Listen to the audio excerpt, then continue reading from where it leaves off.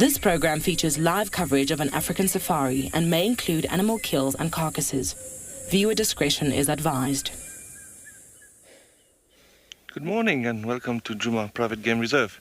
It is still a bit dark here, as you can see. We're waiting for the sun to rise, but it's very nice to have you with us. So we will be reporting live from the African wild this morning. I hope you will enjoy it. Hopefully we'll see great sighting, but for the moment let's enjoy that view. So jump on board and welcome to your very own live safari through the African wild.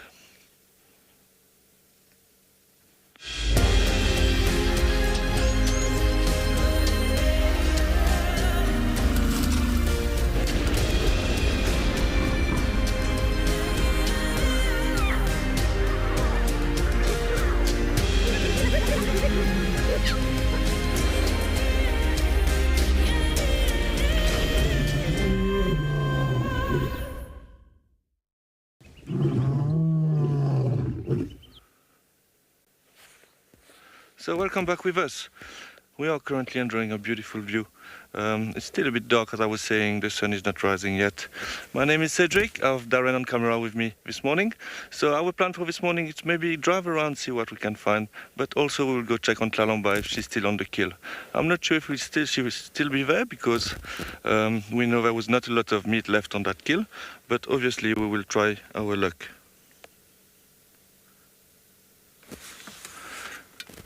So please don't forget to send us your question on Twitter, #WildEarth. Also, you can go on YouTube at FC. And if you're underage, under 18 years old, you can send us an email at kidsquestion@wildearth.tv. You can also go register on our website and go on the live safari page to submit your question. It is beautiful. I think we're going to sit here a little bit and see if we can't hear any alarm call on our side and enjoy the sunrise.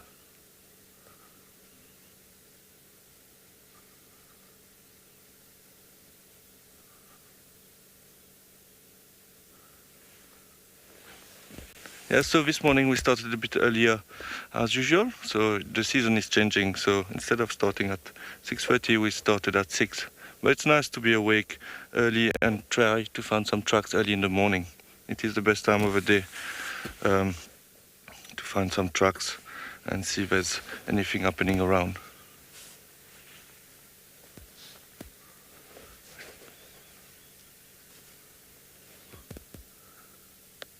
Yeah, I really hope Tlalamba will still be there. It would be nice to see her again. But yeah, we know that she can move quite a lot. So it is quite difficult sometimes to follow up on her. But yesterday was great sighting with her in the tree. The visual was not great, but at least we could get a little bit of a look of her. We're hoping also for some lions this morning. That would be nice.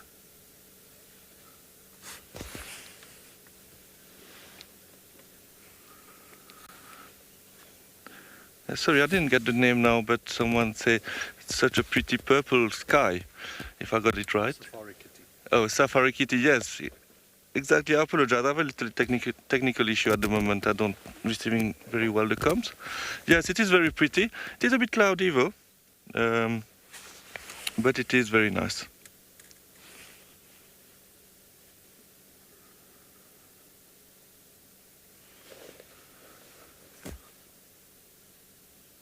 Hopefully these clouds will maybe move away a bit later. Yesterday was cloudy as well. So hopefully later there will be no clouds and we'll have a beautiful blue sky. But it's always nice also sometimes to get some clouds, because it's a bit less warm and the animals are more active.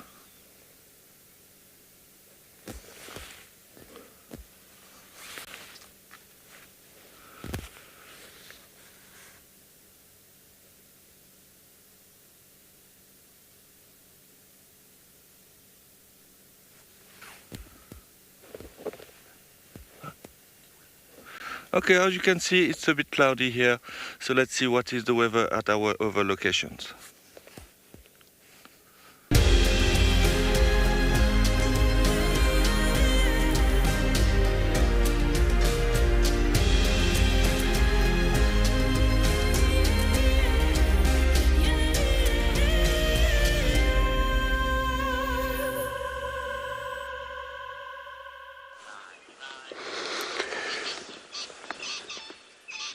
Good morning everybody. Welcome to Djuma Private Game Reserve here. Well, it's slightly cloudy coming through. As you can see, just behind this bird, marable stock. It's probably slept here because now it's getting slightly light, and then it's going to fly down to the Gari Dam there, perhaps for fishes and everything. It's going to hunt during the day. And my name is Andrew, and then I have BK this morning. So we're actually planning to look around in this area. We heard the lions roaring, but far away, so to the north. And they're kind of different lions, like more than 3 of them that was roaring far back there. So I'm not quite sure which one that could be. And then we're going to work on the northern boundary, check if maybe there's a chance we find them. Also, which maybe a pride that might be, because we are looking for the Talamati pride, the rest of the pride that they have vanished up to the north, haven't returned back yet.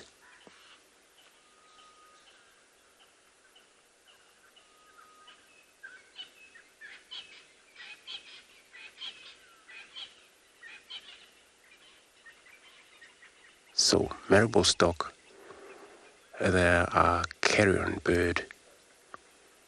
They may sometimes participate on a big kill, such as in maybe elephants or whatever. It's a whole carcass lying. And they will participate with vultures.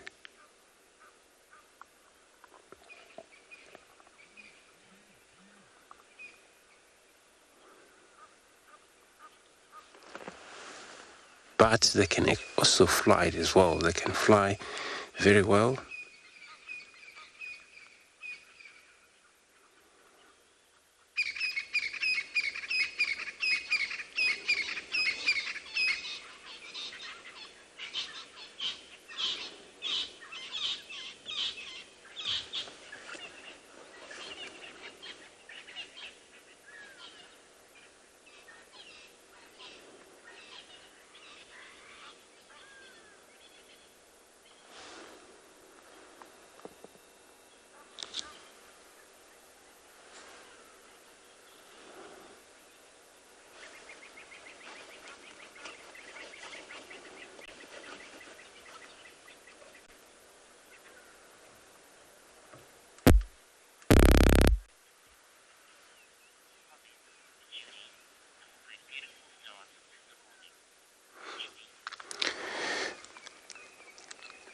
Judy, so you're commenting this is actually a beautiful start of the morning.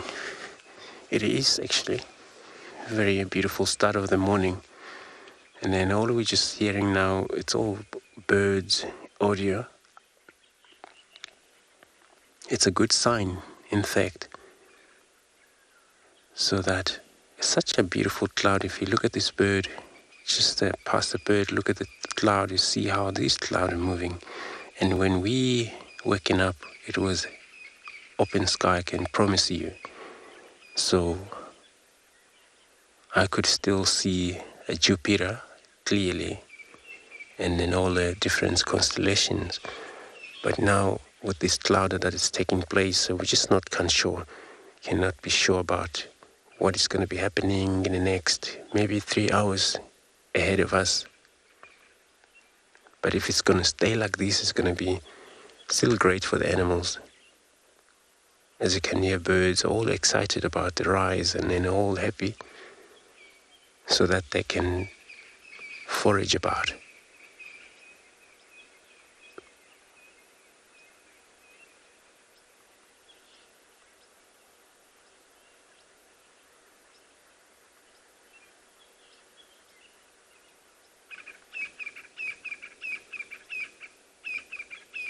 It's so cool that we still get to see storks, especially.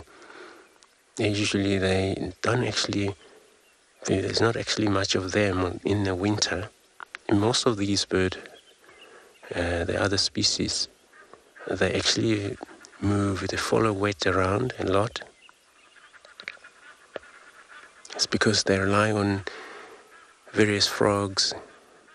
But this bird can feed on meat, whatever left carcass, leftovers,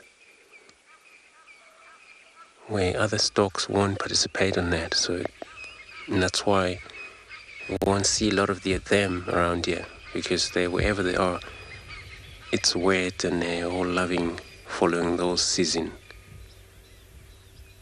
due to the food they need.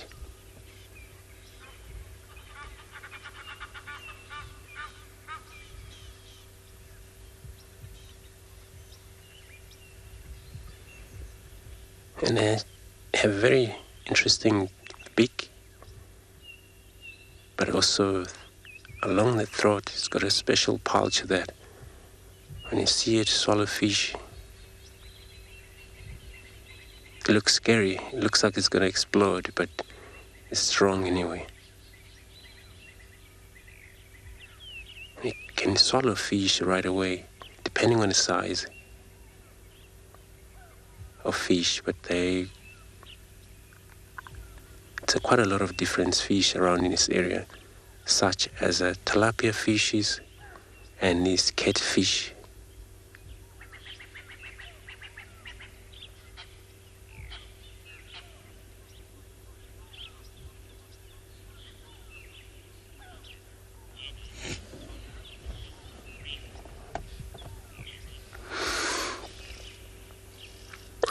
Jamie, so you're asking marble stock rare. Some area they're very rare, depending on the water source. If there is a lot of watering hole, of course you would have a lot of these, but you hardly to see a group of them. If then it's all the very wet season, you may see maybe 10, 15 of them. And it's not actually such a territorial bird. But if it's less water around, you may come across one, maybe none.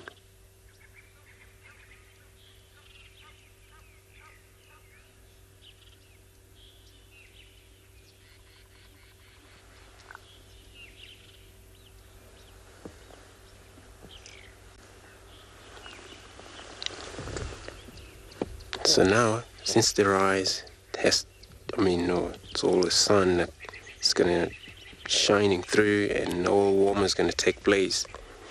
And most birds, this is where they would exercise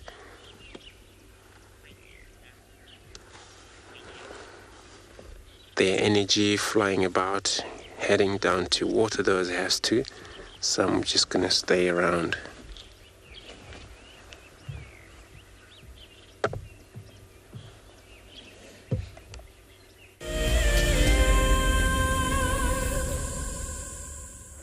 Welcome back with us. We're currently driving slowly on Philemon's cut line. I think what we will do now, maybe stop by Treehouse Dam just to check quickly and then make our way where Tlalomba was yesterday. It is quite nice to start the day a little bit earlier. It's quiet, so it gives you a bit more time to look around and also look for tracks. I think where we are on Philemon's cut line, this is where Andrew was with the lions yesterday. Not sure if the lions will still be around here, but we will check also.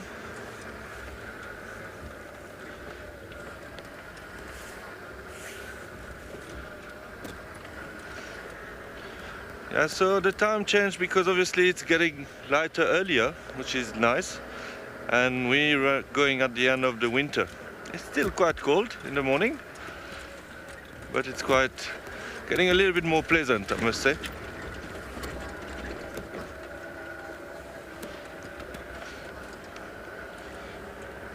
Sorry about that, I'm just cleaning the lens quickly. It's a bit misty in the morning, sometimes the lens get a bit wet. Yeah, I'm hoping to see some leopards this morning. Basically, I'm hoping that every morning, but hopefully we'll find some today, or at least one.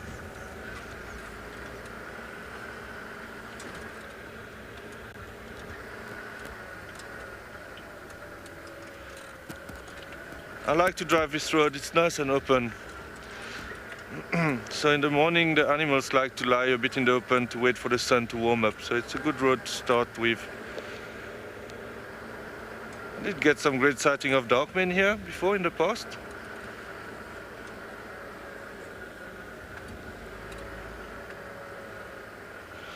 Okay, so we're going to turn here and go towards Treehouse Dam.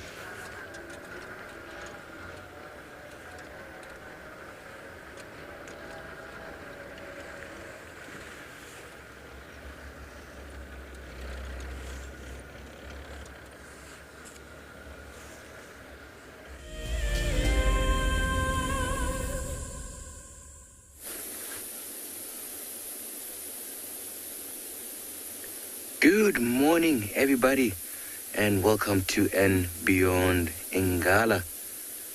Looking nice and grey, actually quite chilly as well. Good morning, everybody. My name is Trick, and behind the camera I have Johan with me doing a fantastic job. So the plan for this morning, we are going to be looking for a leopard.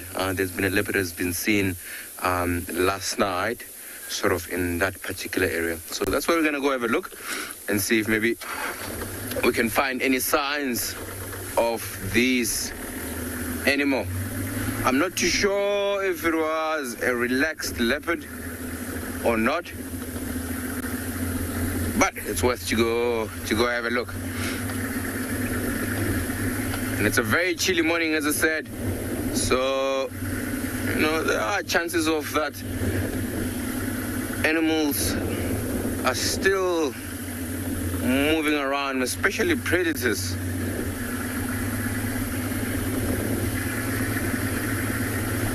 So it would be nice to see a leopard on a move.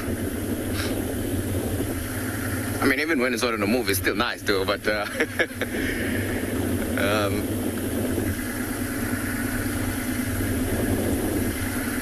and it's quite interesting because these areas where we're passing, they are quite nice and open. And we're expecting to see some few animals because these areas attract impalas, wildebeest, some zebras because of the openness of it. But so far it looks very quiet. But then also when it's this cold, if I was an impala or wildebeest or zebra, I wouldn't be here because it's quite cold. I've been in an area where there's a little bit of cover and try to get warm.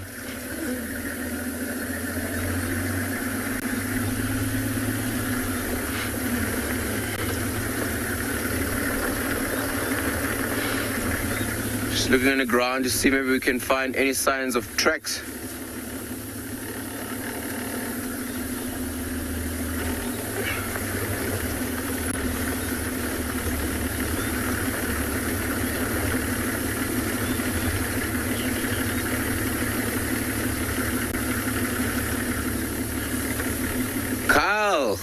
Good morning to you. I believe your question is, what is the first bird call you hear in the morning when I wake up?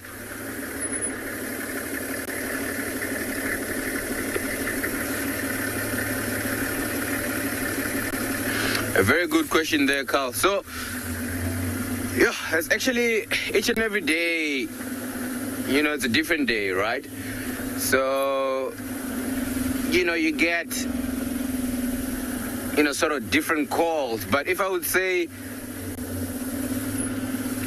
one that I could remember that I hear very often, I would say crested francolin. Those birds each and every morning, they're like an alarm. So that's the bird that I hear every morning. I'm trying to have a look here. There might be some tracks. Have a look what animal there might be.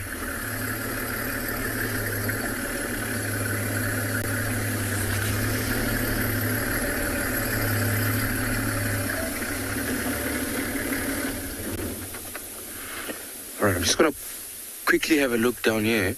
There's some few tracks. I'm trying to figure what animal it is. It could be the leopard that we're looking for. It could also be something different.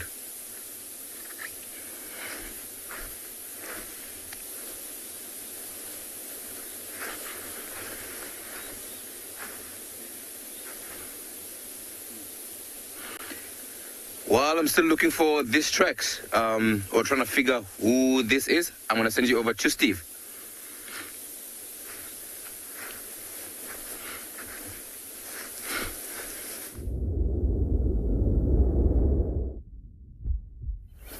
Good morning. Good morning. Welcome to the dawn. Welcome to the sunrise. Just in time. The sun has just popped above the horizon.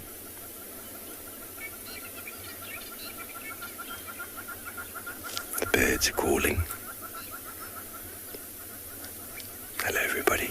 I hope you're having a wonderful morning. My name is Steve, joined by Khat on camera, and it is my last walk here for some time. So we're going to enjoy it, and we're going to start the morning with a silent reflection of the rising sun. No words need to be said.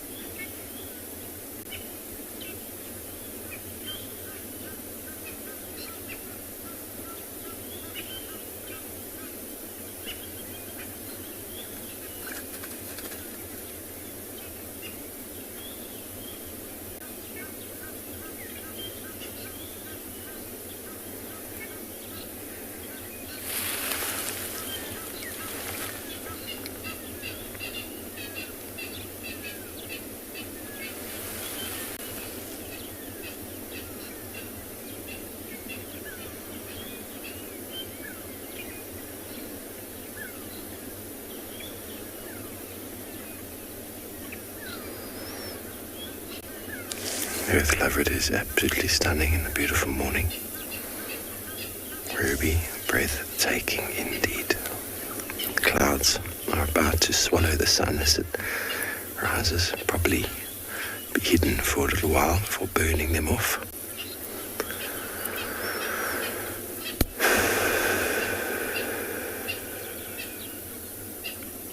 What a time to be alive.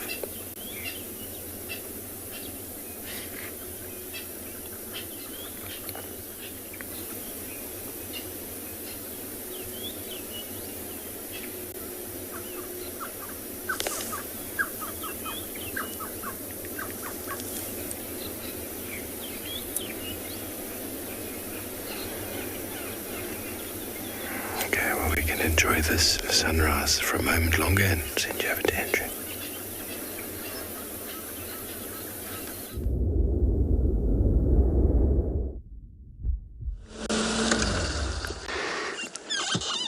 So everybody, from the sunrise to this area we're at the moment, we are actually on search, but if you look on the far distances, now we're looking at the west of the reserve, or the camp itself, the Djuma. You can see how it's all a misty that is still formed, which I believe this is going to burn off soon during the course of the day. So, but we're still investigating the audio of the lions that we also heard in this area. Hope we come right, find them.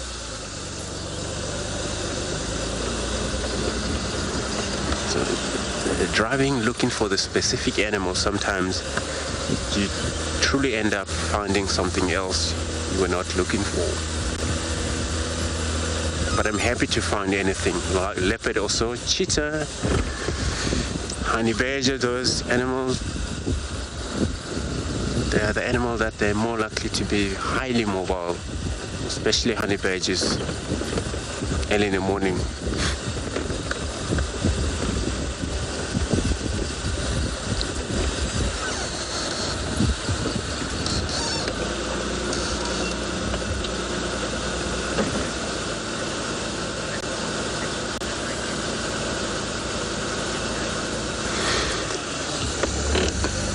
Catherine, you're asking, have I ever seen a tracks that I cannot identify? Not really. So, especially all these cats, except for the birds, there's tiny birds, of course, those ones sometimes can be a little difficult. Unless if you've seen these birds, these finches, been moving around quite a lot. So, but mammals, tracks, I seems to be understanding most of them a lot. So from cheetah, cat species, really, it's very easy to tell. Apply the same with those buffalo tracks, giraffe tracks. All of ungulate animals are quite easy to also identify which one has moved into the area.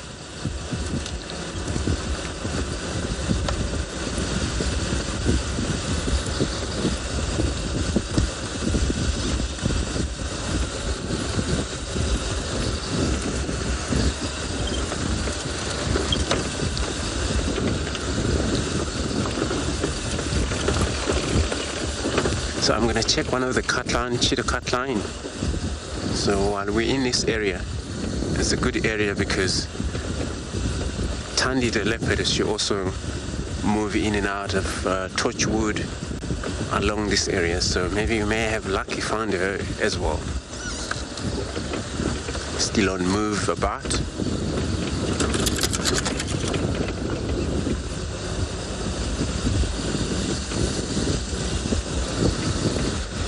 So I'm going to reach the cut line and search.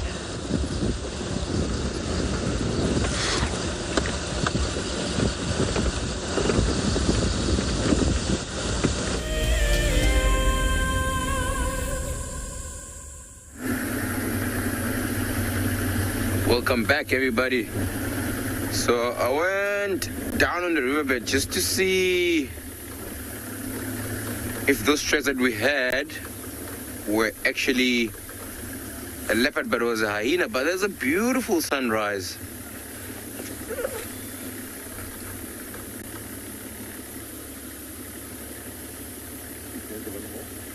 Right, I want to try to go back slightly. There. All right. I mean, one of my favorite times of the day is sometimes you just sit and just watch the sunset. I mean sunrise, sorry, but you can see the cloud is actually slowly moving and blocking the sun there in the distance.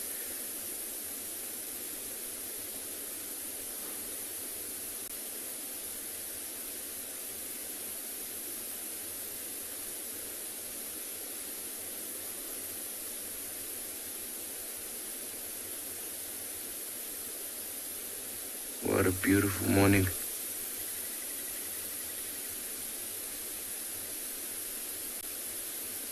So this would be the opportunity to just sit, and just listen to any, sounds of nature.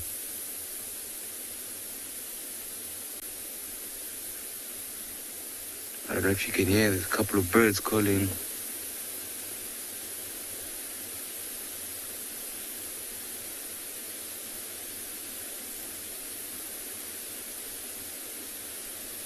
There's some rattlings of stickle in the distance.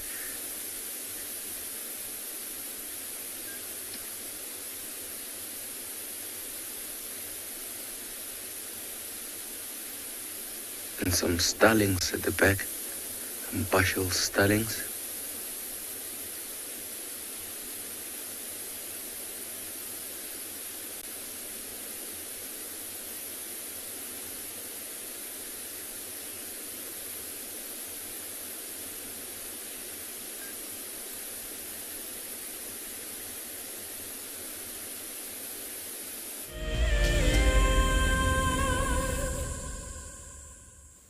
Welcome back with us. We're currently looking at a beautiful pied kingfisher at Treehouse Dam.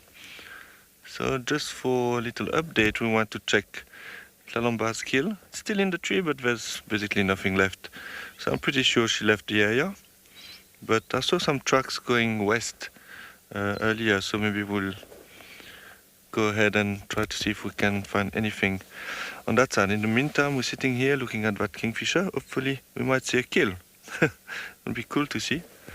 I really like pied kingfishers. They are very entertaining to watch. And obviously they are one of the true kingfishers. It's very nice to see them hovering as well on top of the water when they look for food and then just dived in to catch a fish. It is a bit quiet for us this morning. We just started actually, but didn't hear much, no alarm calls. I just saw these leopard tracks going west from where Lalomba was. And you can see behind, seems that there's a bit of wind with the clouds moving quite fast at the back there. But where we are sitting now, it's quite calm.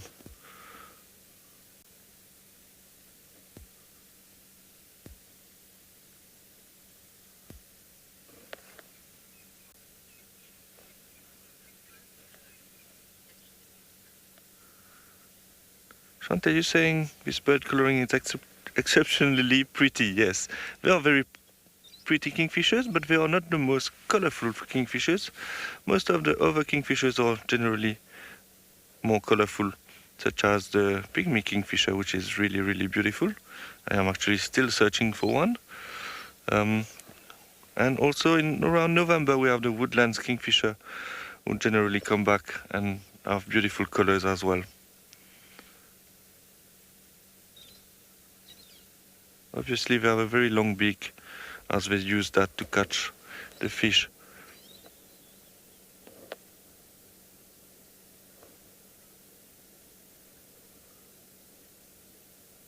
It's always nice to sit next to a dam and look around if there's anything. The reflection actually is quite pretty with the trees.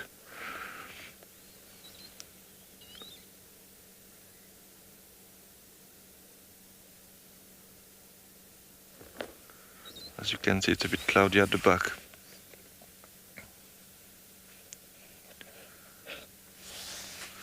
So this is Treehouse Dam.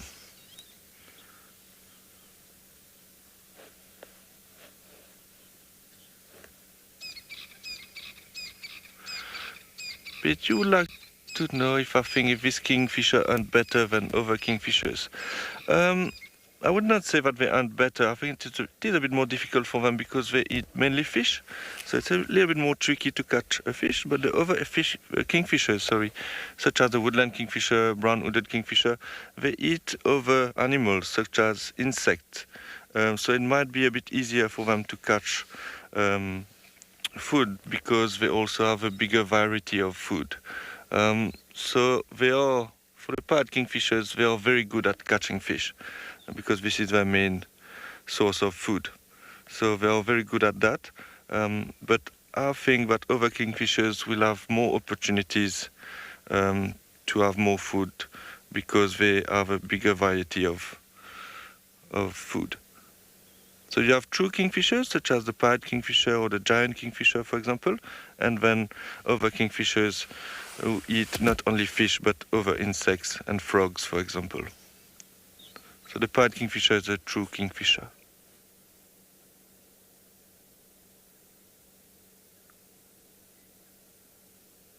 It looks like he's not seeing anything at the moment.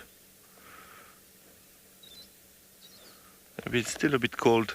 So he's still looking around. So it's funny, I was saying to you that they can be very entertaining, but obviously not at the moment. But it's very nice to see them anyway. Okay, so I think us will make our way west. In the meantime, we will send you to Andrew, who's on a bumble.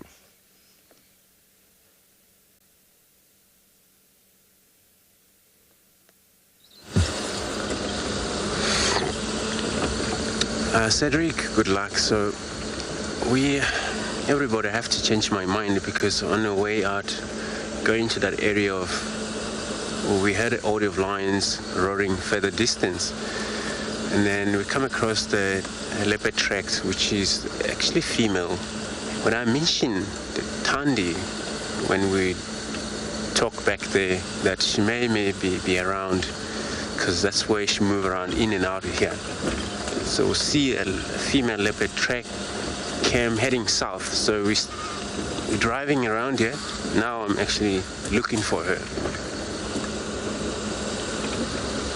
Looked like last night, but it's still good to track.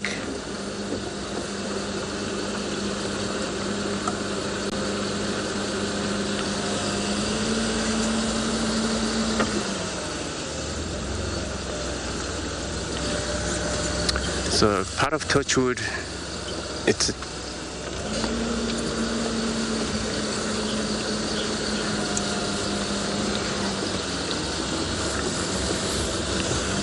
Morgan, so you're asking what are the smallest creatures I ever tracked before. So the smallest one I haven't tracked, such as a frog. I've only done a course of frogs, but I only realized that time was tough. And then,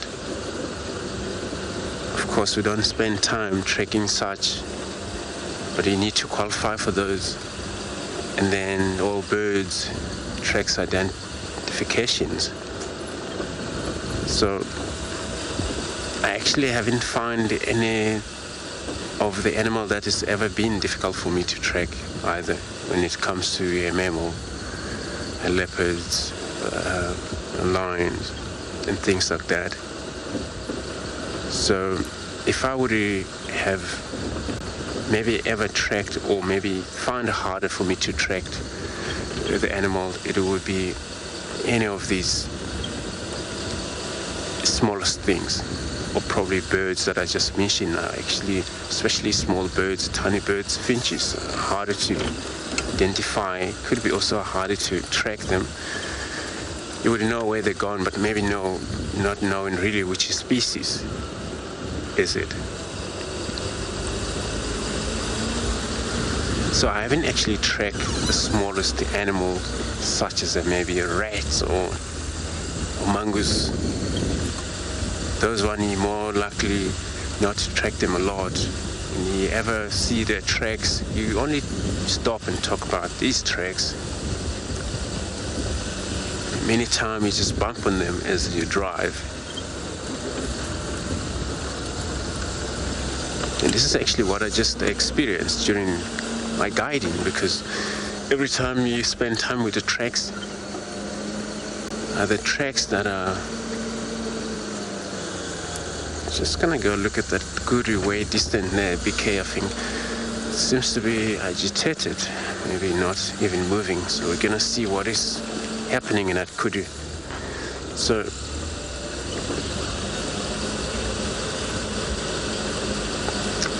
everybody, as I'm going close to that Kudu, have a look at them. Let's go quickly across to Steve to get an update there.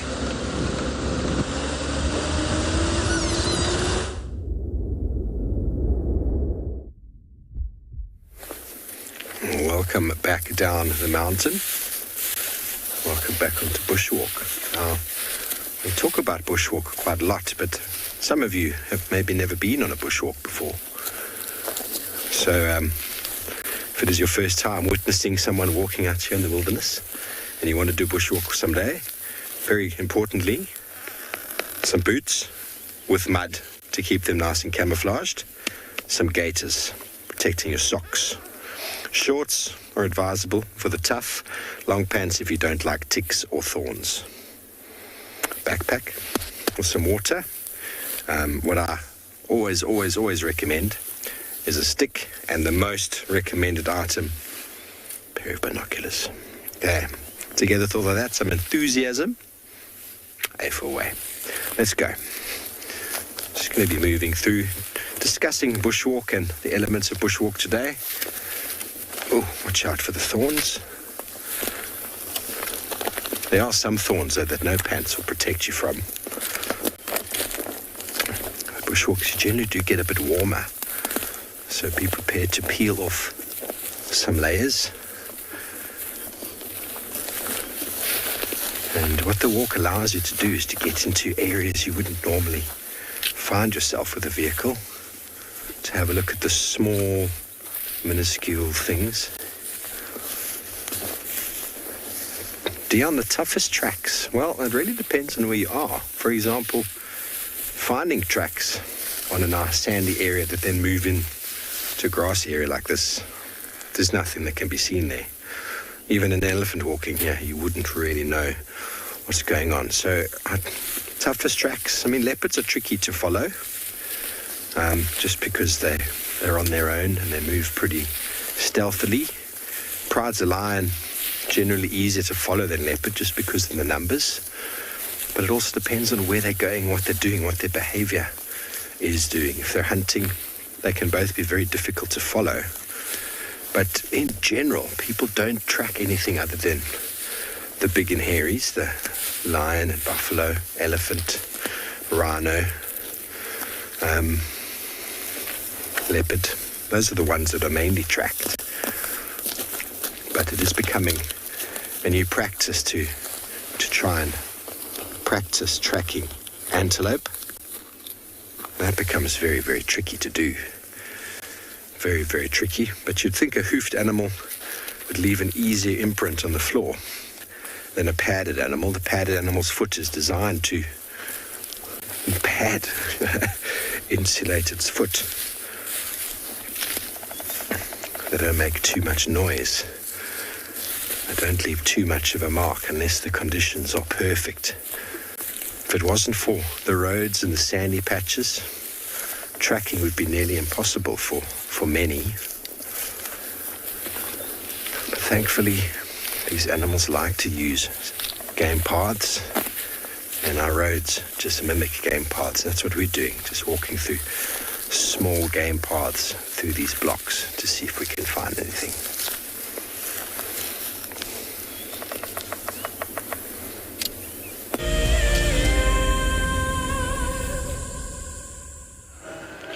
Welcome back with us. Just checking for some tracks here, but I'm not sure where the tracks goes at this junction, so I'm still looking around. It is some leopard tracks, but I think it's worth it to check that road and see what's happening here. Also, if we continue on that road, we go to Gary Main. It's always nice to check that side as well in the morning. Just to know if there's some animals cross between the properties, you know, when we can see if some animals left Djuma or some animals came inside Djuma.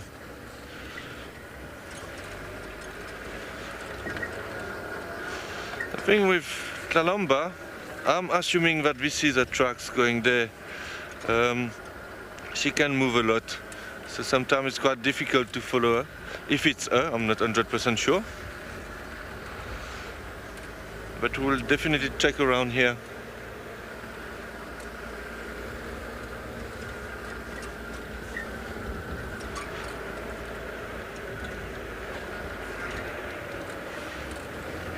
And the good news is that the other vehicles are starting to go out as well now, so if there's any updates, we will know.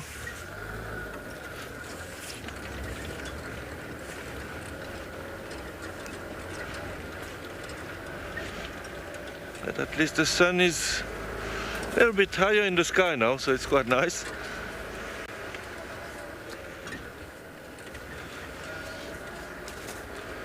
So I think what we will do is drive on this road up to Gary Main and check if there's anything that side. You can see lots of elephant damage here, push the trees on the road.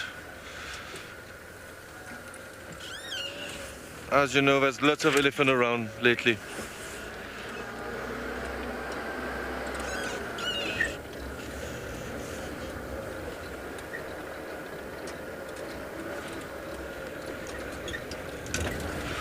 Oh.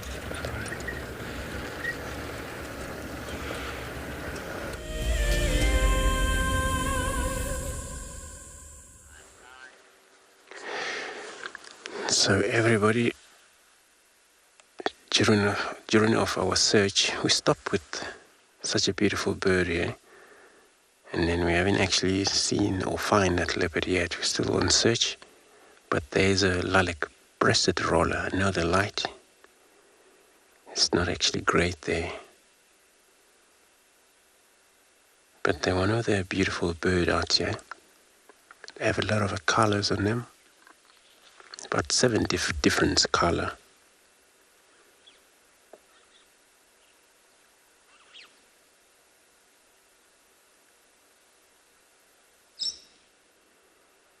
In some area, this time of year, they should be nesting up to about December there. Probably number of 4 eggs, 3-4 eggs sometimes.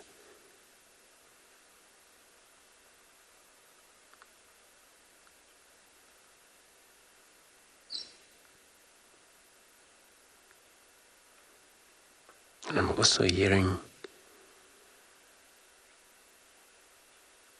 some very beautiful call of birds on the far side.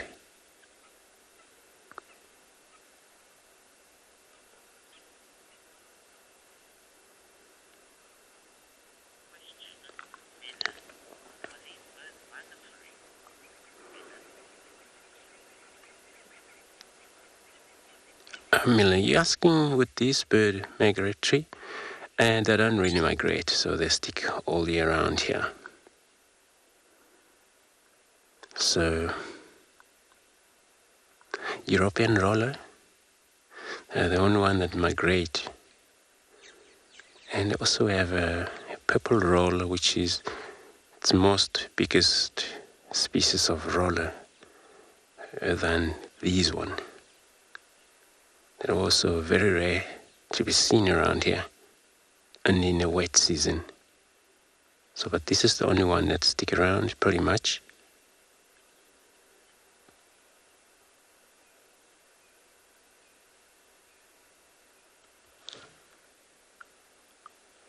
Oh, it just flew past my head. It's just like an airplane, but I'm just gonna turn around and see what it's got there.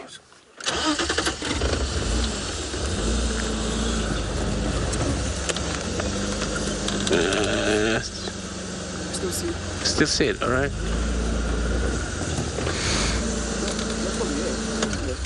Not from here.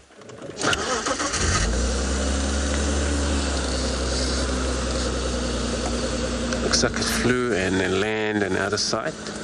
Just gonna try maybe some parrots that I may keep hearing also in this area.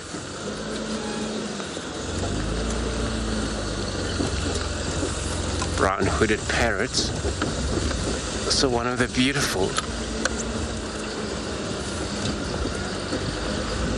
bird.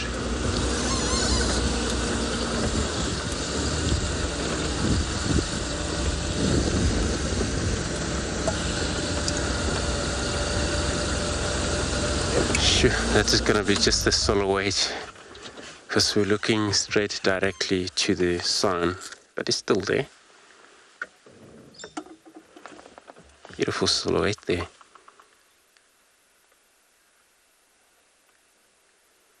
And the reason they don't stick around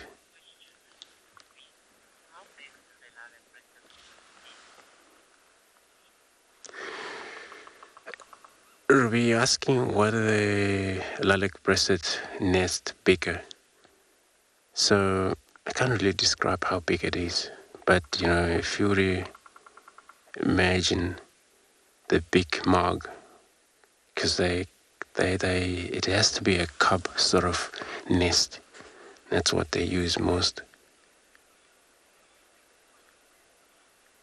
And some they would use a holes, and then inside there you cannot really tell what it's like, but you know, it's well smooth. It's got to be a bigger space for such a bird to fit in. Those actually nesting in the holes. Very hard to describe how big they nest.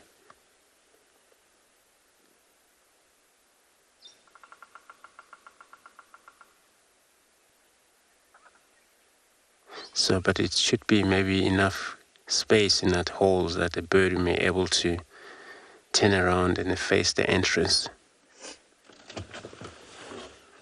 Just went down to the floor.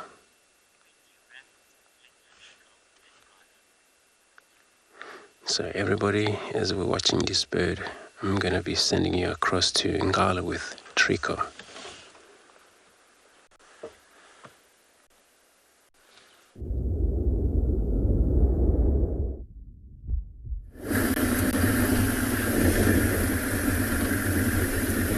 Welcome back, everybody. So, as I said earlier on, we were looking for signs of leopard, or a leopard that was reported somewhere around last night. We haven't found any tracks as yet.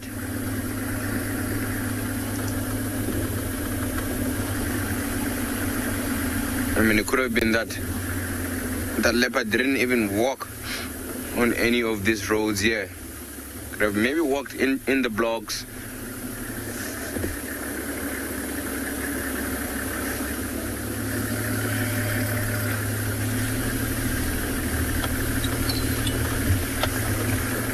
So there's a waterhole here. Also, one area that will be great to go have a look there. So I believe there's a question from one viewer asking how are the Ngala female cubs doing? I think that's the question.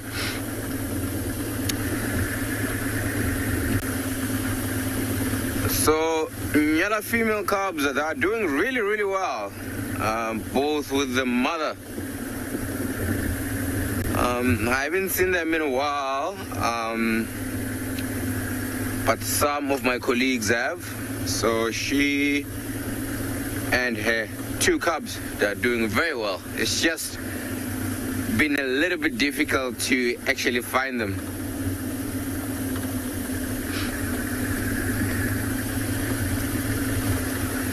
So as I said, we're gonna go have a look at this waterhole and see if maybe there's any signs of this leopard or even any other animals coming down for a drink.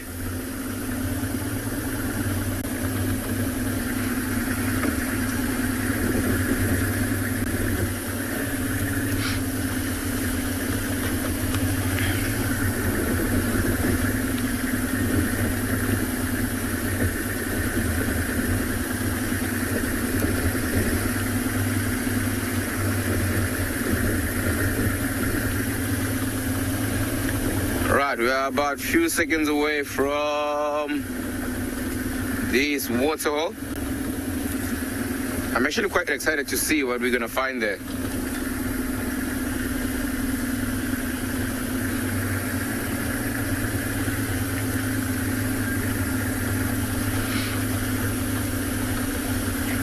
Jesse, I believe your question is which other animals are likely to be in the waterhole? Yo, Jesse, a very good question.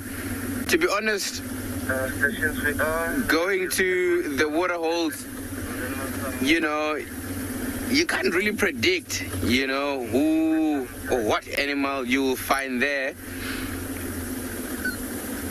But sometimes you can sort of gauge in as in like which animals are much more water dependent, right? But even though those animals that are water dependent does not necessarily mean that all the time they're going to be in and around the water hole. So I would say things like water bugs, which are water dependent sometimes. They don't walk too far away from the water.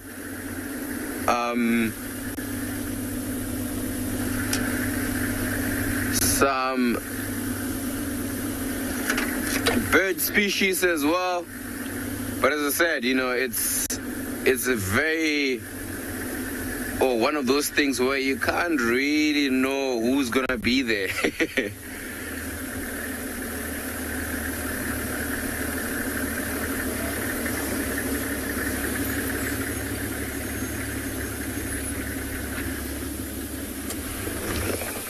Right, so we're here in this waterhole right now. I mean, there are actually a few birds in and around this waterhole.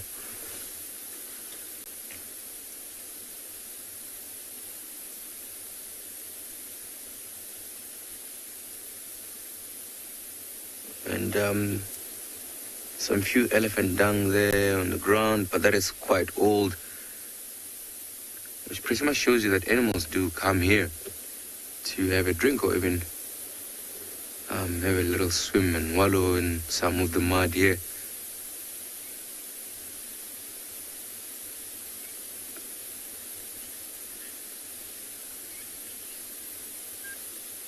But yeah, as I said, I mean, you'll never know who's going to be here. But as the day progresses, it becomes warmer. You know, some animals might tend to come in this waterhole and come have a drink.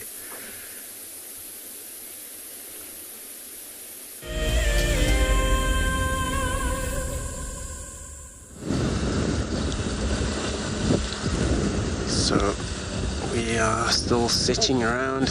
We lost a leopard track, female leopard track. So I'm gonna check there, because now we're working close to Chitwa, but we're still on a boundary. So I may work even inside Chitwa while we're around here, just to see, because sometimes she cross over there into Chitwa. So I'm still going to check the boundary. If she did cross this boundary, then to the south into Chitwa, and then we still have axis to follow there.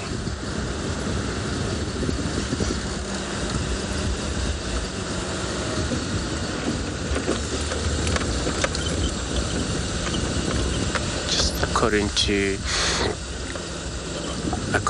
the guys from the east, that he said, so Tandish was seen moving into one of the camp there, Torchwood, with the Marines. So maybe this is when these days she's but then there's an area where if she ever move around too much, there's a chance that we may see her, especially along this road. And then that cut line we were driving there.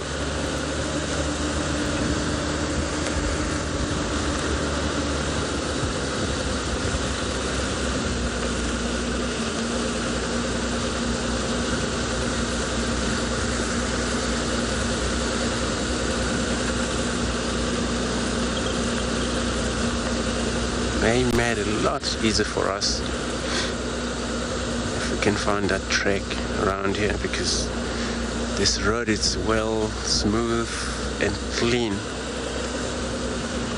so you hardly miss the tracks for sure.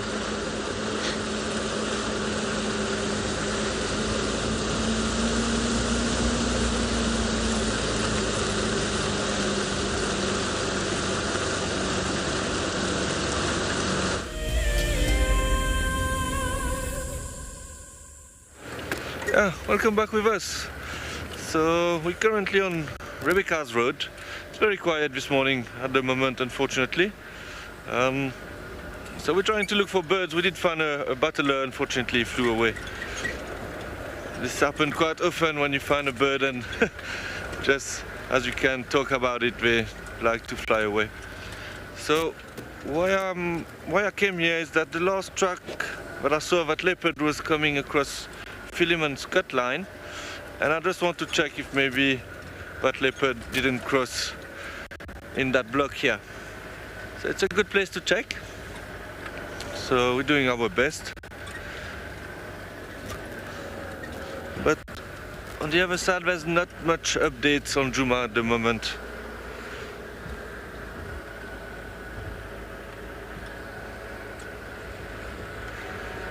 Okay, so we'll continue here. Hopefully we'll be lucky.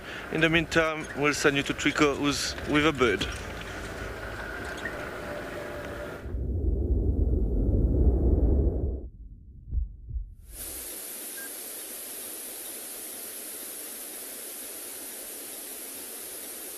Welcome back, everybody.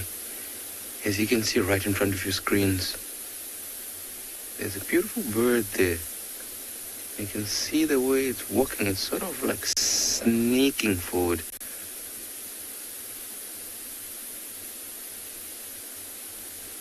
If you look at the color of the beak, sort of orangish in color,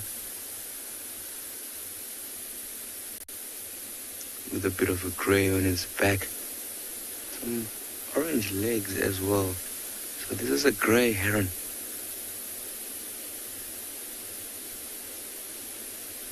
Busy hunting there. As you can see, it's sneaking forwards nice and slowly.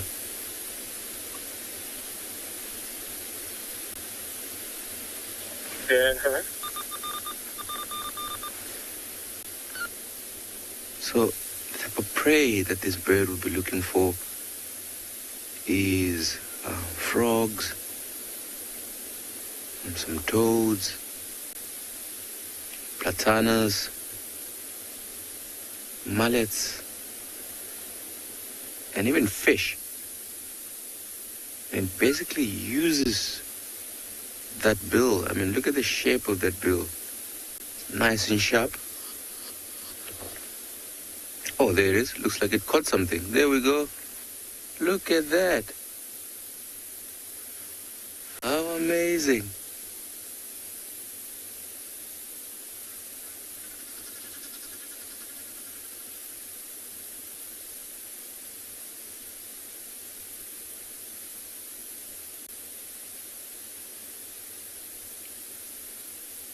Looks like it caught a common platana.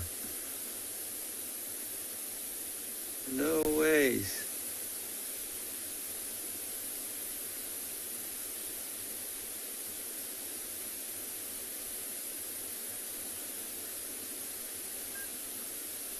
Really is amazing. I mean, when you see it when it hunts, it's like nice and sneaking, nice and closer, being as quiet as possible. And then he uses that bill as a spear and just spearing it through.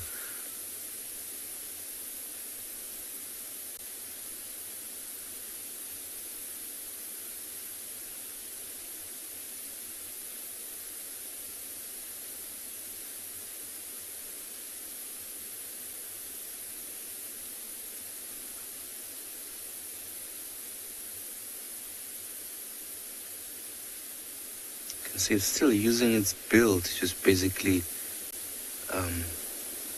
squash it. You can see how when it sort of squash it and then sort of shake its head.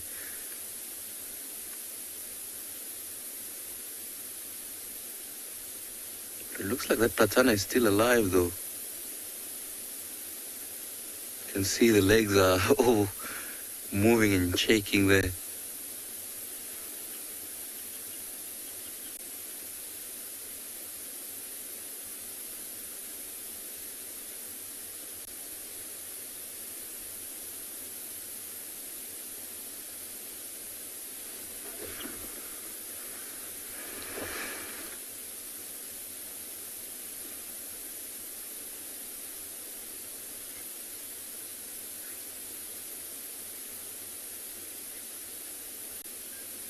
Anna Marie, welcome. I'm glad you can join us. It is actually a nice catch.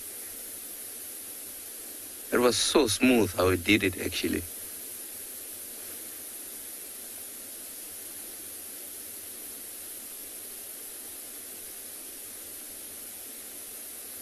And usually once that patana is there, it just swallows the whole. Oh, you see that? It just went really, really quick as I was saying it.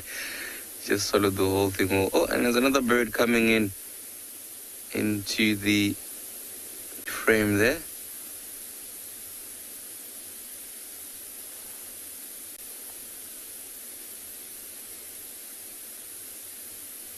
It's an Egyptian goose.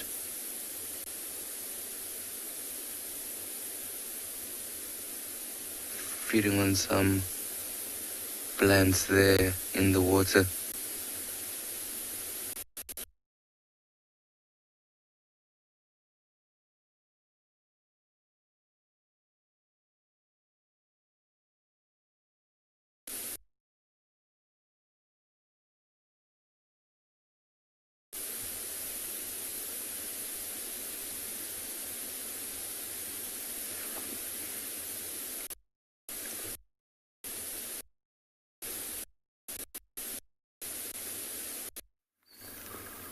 Sorry about that, everybody. We are here at Leopard Dam doing a gosling check-in. There are 4 goslings. And I saw a little dab chick a moment ago, also known as a little grebe. This watering hole is drying up quite quickly. You should see how shallow it is in places, and apparently sometimes people even get caught in the mud.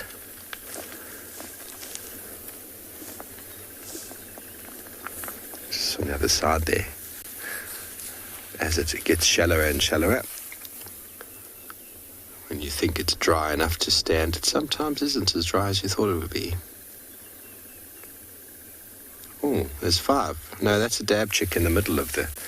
Can you see the first one there, Gert? There's a little grebe. He's got under. He was pretending to be a gosling.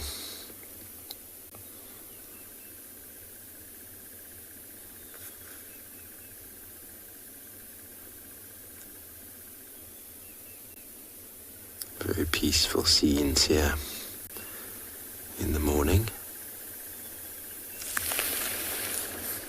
The chirring, the crested barbet in the background.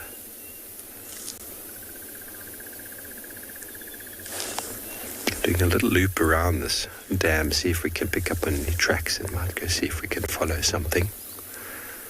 There were some lioness tracks here, headed all the way back over towards HQ, and by the sounds of it they are in Djuma in the north.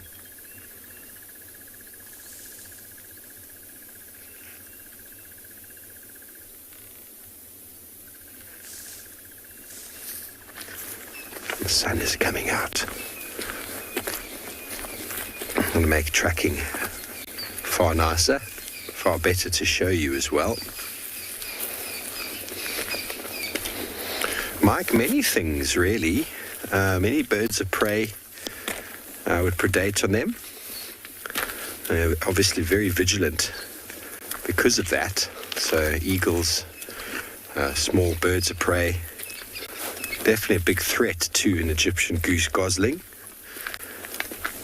And they're generally inside the water, but they will sort of spend some time just on the water's edge at night, and then they're prone to being hunted by small cats such as genets, wildcat.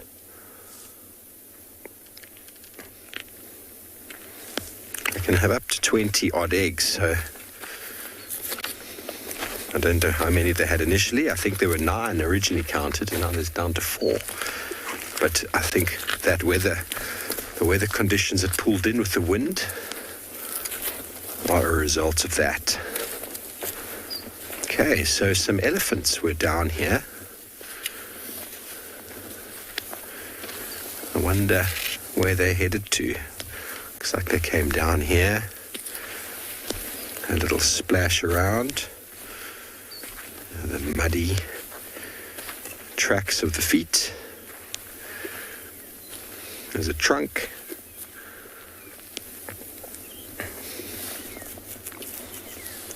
Go and have a look, see where they're headed to. Some more elephant energy. Tracks all seem to come down and then around. I wonder if it's the same group of elephant bulls we saw yesterday. We had anticipated they might head towards this dam.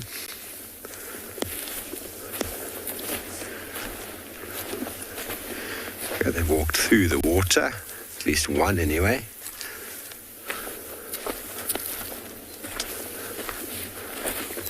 Drank here.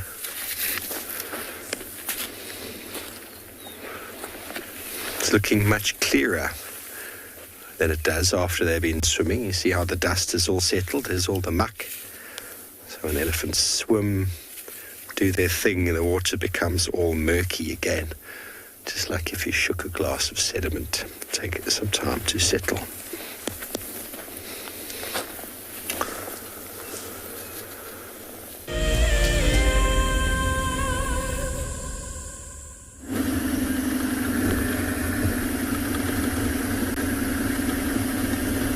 Welcome back, everybody. So Yeah, there hasn't been any signs of that leopard we were looking for. So we left that waterhole and now we're heading north. So what we'll do is let's try to see if maybe we can find the lions that we had actually yesterday afternoon, the mating lions. And see if maybe we can find those. We're actually not too far from here, maybe another 3 or 4 kilometers north of here.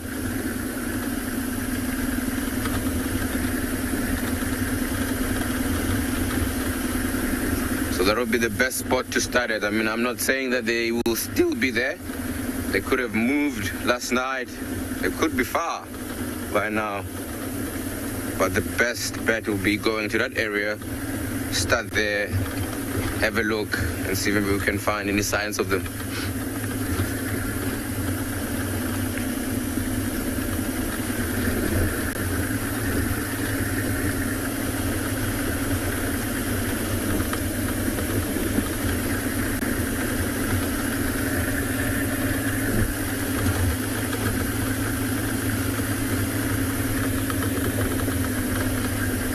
And I mean, in this area, it's sort of like you just basically scanning around, just looking around for any signs of any other animals, because in terms of tracks, it's going to be literally impossible to see tracks. I mean, look on the ground, it's all grass.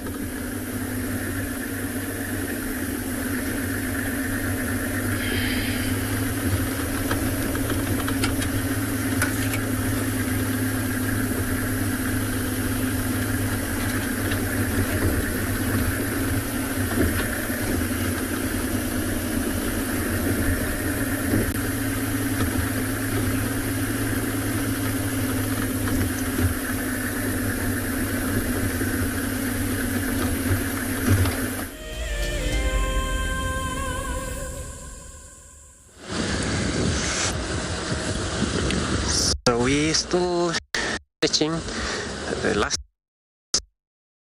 female leopard. She has crossed into Chitwan, and we're following down now to that watering hole. But there's an update about also Sibui, where she's actually out of reach for us. Whether it's her, but I doubt this track came all the way deep inside the north. So we'll find out, could be maybe this is a separate, which is still Tandi.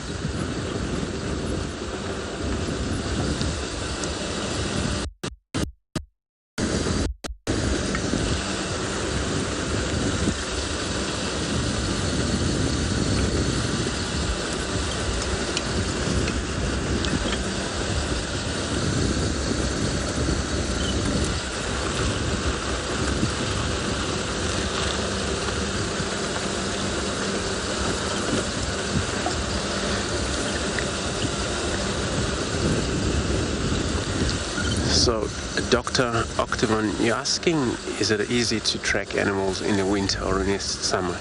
So, all season seems to be fine if we talk about the tracks, and then unless if maybe we talk about tracking animal but seeing through them through the wood, where in the summer then it's too covered, very covered so much. Then in the winter it's very open.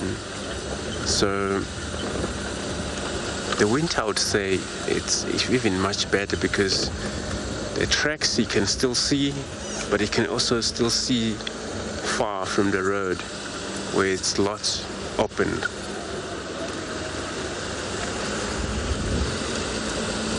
Summer it's a two different way of how you find it difficult or easy. When it's just rained, you cannot see the tracks. But after the rain, it's also easy to see the tracks if animals have moved not long time ago, where the soil is actually easily disturbed.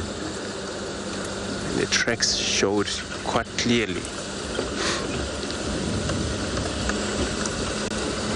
So we came to the dam, Chido Dam. I'm gonna just stick around here a little bit while we're searching for these tracks.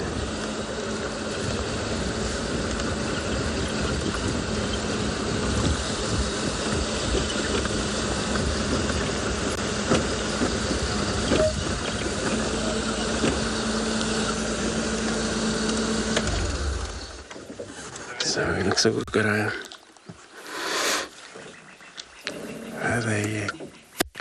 African fish eagle there. They actually been seen quite a few of them around in this watering hole, and sometimes they do such beautiful calls. But Chida Dam, it's actually very nice. It's nice and big, and then hippos, sometimes croc that may be around here. We've seen crocodile yesterday that they were basking.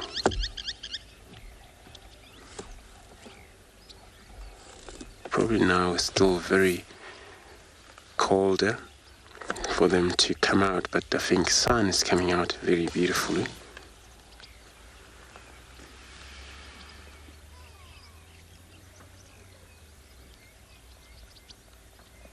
So we may see this crocodile come about to bask for a warm.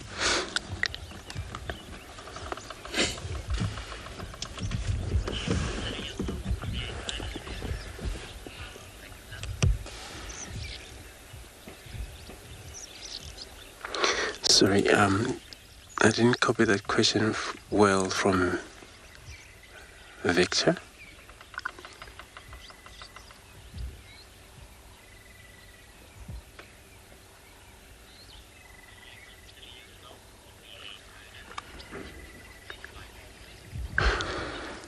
Also, Victor, you're asking, do I consider myself to be a birder?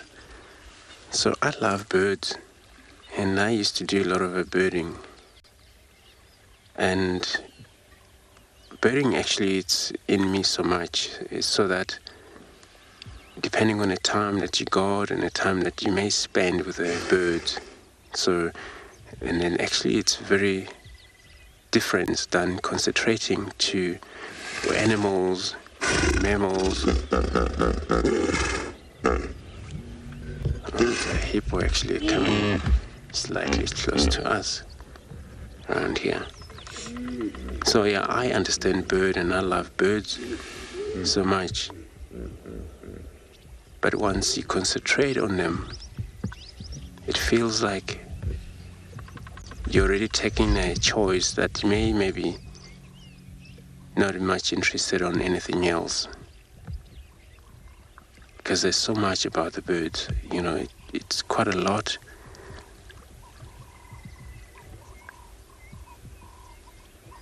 To concentrate on.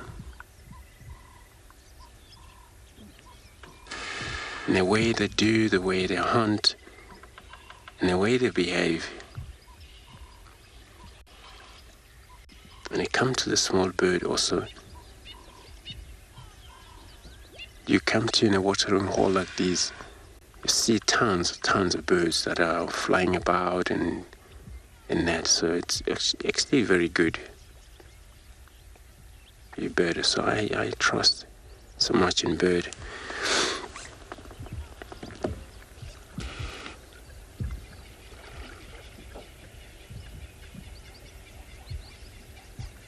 So this African fish eagle, they have a wingspan of 190 to 240 centimeter, and that is actually quite big for such a bird like this. Especially they specialize on hunting on fish. They pick up decent fish up in the air from the water, and they have very powerful talents. They're able to do that. And they have sharpened claws. They were able not to really, they don't miss much.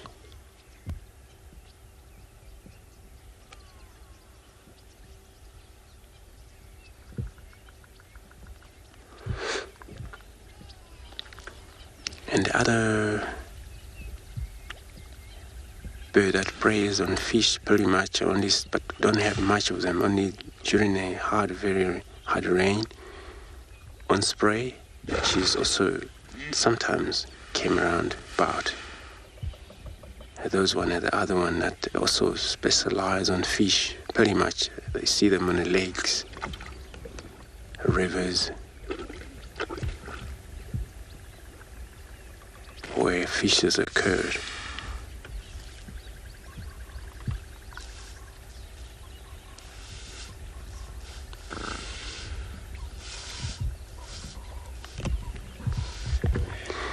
And they're more likely to make a call, especially if they partner around here.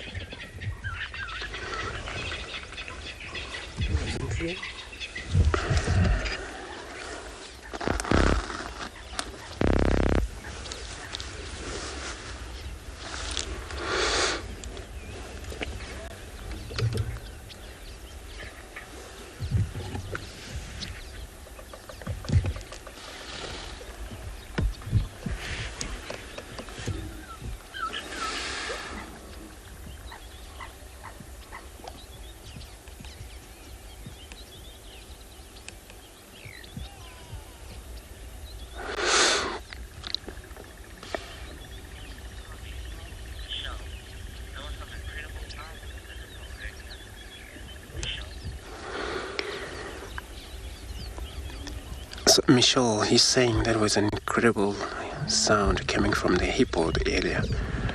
It was, especially with these one that they're just close to us here. They only came close to us because we're here, and they were right there on that dry wood inside. And they only came close because they want to check us out.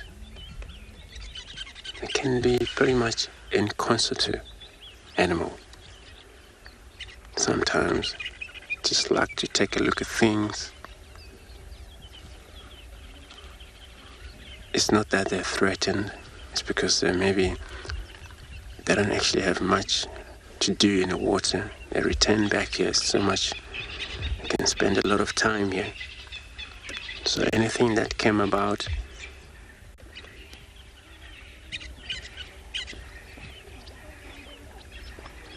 and they're very interested to look.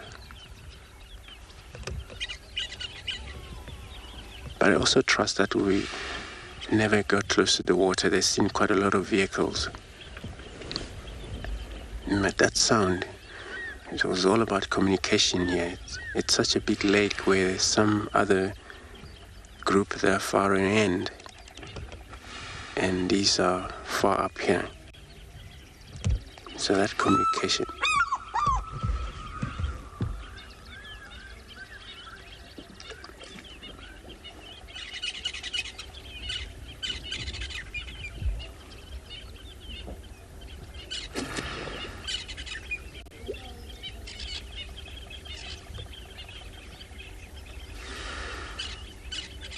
There was such a tremendous sound came out of that African fish eagle there.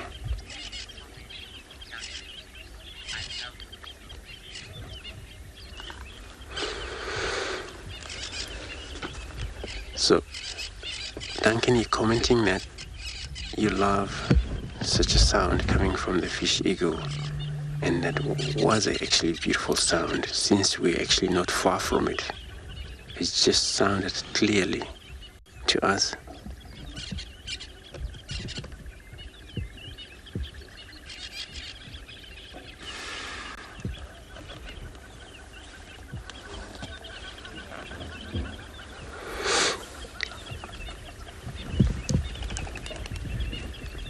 Off it goes. We're just gonna see, maybe that's how they hunt. Maybe changing sport to another.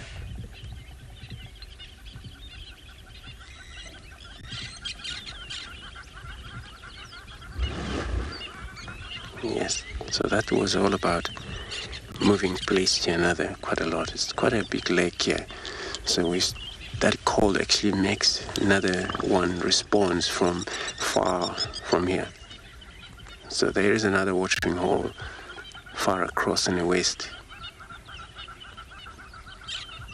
Maybe another one is operating in that, and this one is in this watering hole here.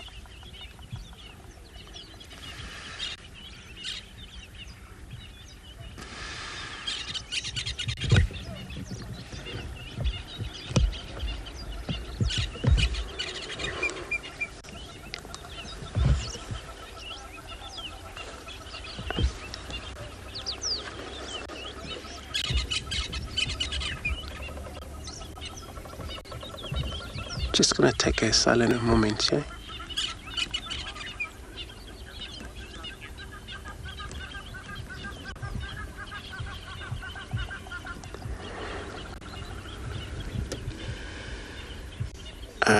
Martin, so you're asking, wouldn't the water comes very cold for the hippos in the winter? Not really. So they love water. So deep inside the water, temperatures of water can be maximum sometimes. So only in a shell that on the far end of this lake, the water sometimes can be extremely or not very cold. But for such animals like hippos, they deserve to be in the water, but they cannot be in the very high temperatures of warm water, but the cold water they may be in that.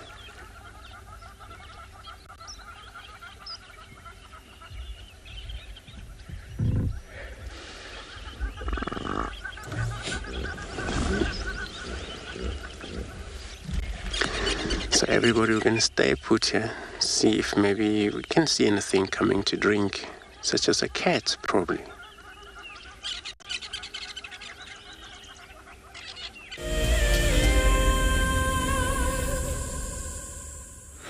Yes, welcome back with us.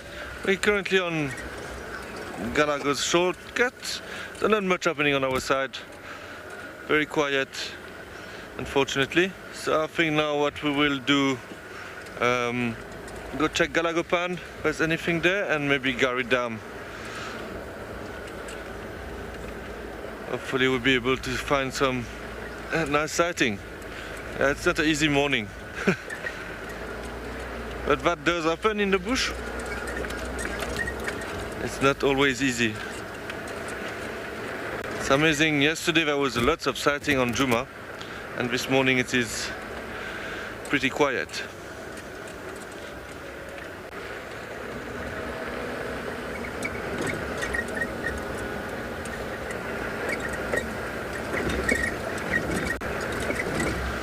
But I like to do this road because apparently Tingana also like to walk that road, and also Tlalomba like to walk here as well, but it's a bit far from where she was yesterday.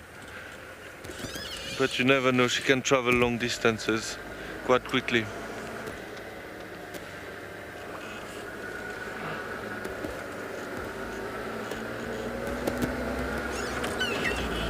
Yeah, one leopard I would like to see again is Tavangumi. So we check a bit the section where we have been seen before, but no much luck at the moment.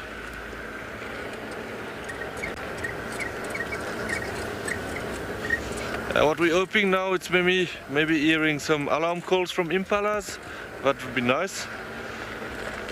It would give us a direction where to go. But we didn't see much impalas either, so it is very quiet this morning.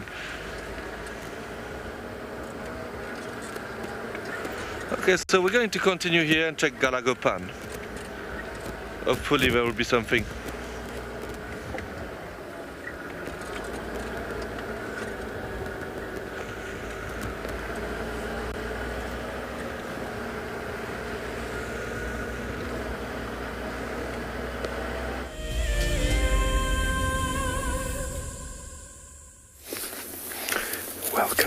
Welcome back, and well, bushwalking is often about tracking and looking for signs of animals in the wild. And I have a question for all of you out there. If you know who made this track on the ground, Looks like a drag mark. I've put my knife here for comparison. Looks like a drag mark, but there's a big foot over there. A dove has walked across. A francolin has walked across. Perfect tracks. A mongoose has walked across. And the foot continues. You see the lines in the sand. A very nice track to see.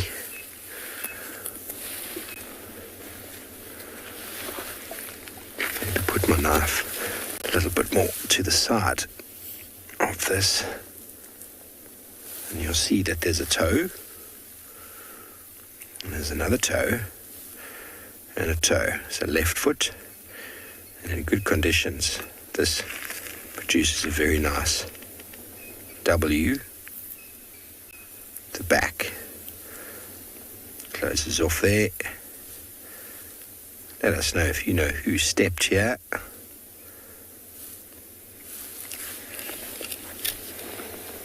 And you see the wrinkles in the bottom of the feet. So it's not dragging the foot. It's using part of its body that's moving along the ground. There's all little lines. I wonder if anybody knows who stepped here. This is a fantastic example of a track and sign and of who moved first. This animal moved first. Must have been yesterday, unless it was early last night, late last night, because the dove has since walked, as well as the francolin. Now, Tswalu, Hippo's got 2 toes there. This fellow's only got 1 toe there. Definitely a very similar track can be left by Hippo when it uses this. This is the lips of this animal. And there is the outside of the lip. Outside of the lip. Nostrils over here. And a big lip. A square lip on the ground. Just hoovering along the ground as it's smelling. Looking for a potential female. Maybe smelling the presence of another male that might have moved through. And by the feet being on the ground, the feet obviously of this animal kick up their own dung and they cover their scent on their feet, and when they walk they leave that scent on the ground. So another individual of the same species would also leave a scent on the ground. So this animal would be able to find it by sniffing. Raikishino, definitely not a buffalo. Buffaloes have got cloven hooved. Almost look like a big bottom. There's a buffalo track, a very big buffalo. This is bigger than a buffalo. Almost like a pickup truck or a big truck of some sort. It's got 1 toe in the front, 2 on the sides. This with the W, as Gert likes to do. He goes and writes something over there.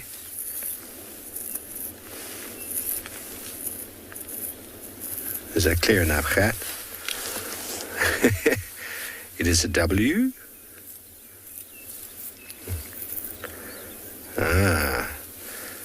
Here we get the W for white. And James Richard has indeed clarified that this is the track of a white rhino and a white rhino bull. From the size, see there's 10, there's 20. Not a very big rhino bull though. They can get up to 30 centimeters, which is there. So he does have a bit of growing to do. I don't think it's a female. It could be a female, but I would say it's definitely a white rhino that nose has been on the ground busy smelling. Very big nostrils. You've got nostrils the size of a white rhino. I can't imagine what sort of things would be coming into your brain through the nostrils.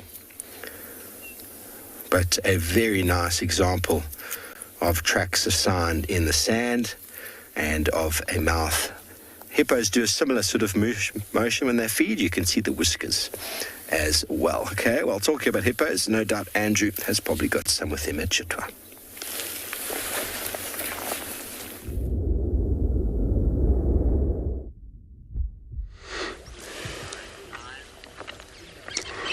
Everybody indeed was sitting here with a beautiful part of hippos, and then moment. We're just going to take a little bit of a silent moment now, listening to all the various different sound birds and hippos.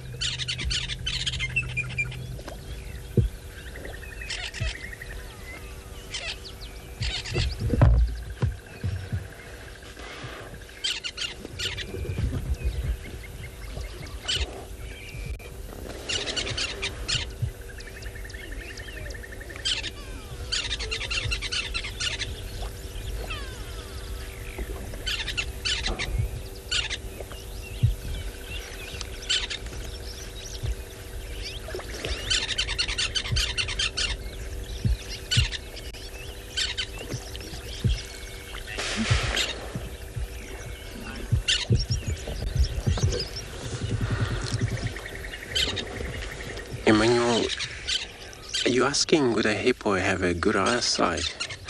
They do have a good eyesight. Hippos. In the day, during the night also.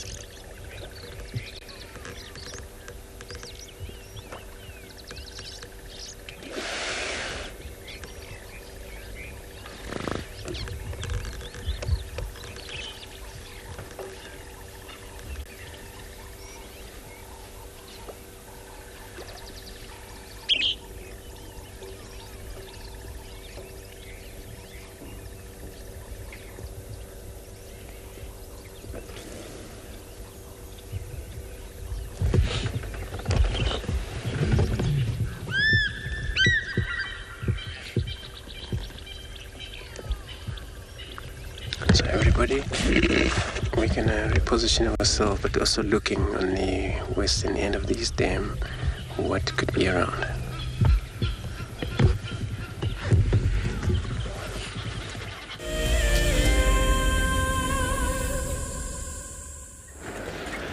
Oh, still driving around.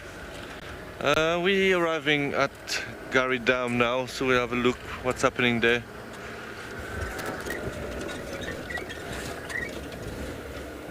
Hopefully there will be some activity there. It's been very, very quiet, as I said.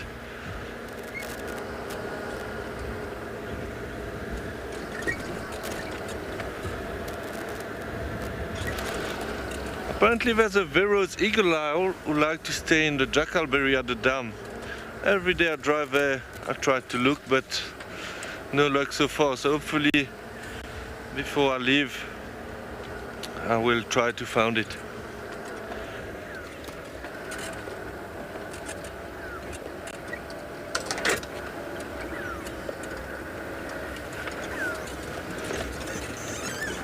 Sorry, bear with me, this road is a little bit bumpy here. I mean, let's go check what's at the dam.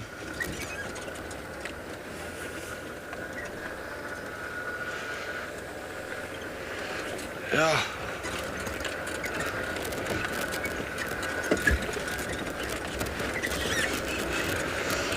Hopefully there will be a hippo at least.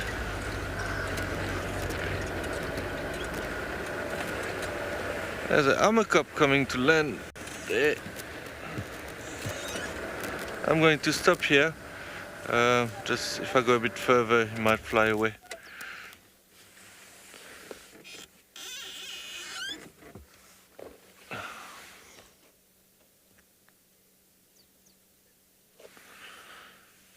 So this bird is an armor cup. Apart from that, I can't see much. There's a hippo. There's one hippo I can see, but it is very quiet here. It does get a bit frustrating sometimes, but hopefully we'll try our best to find something nice.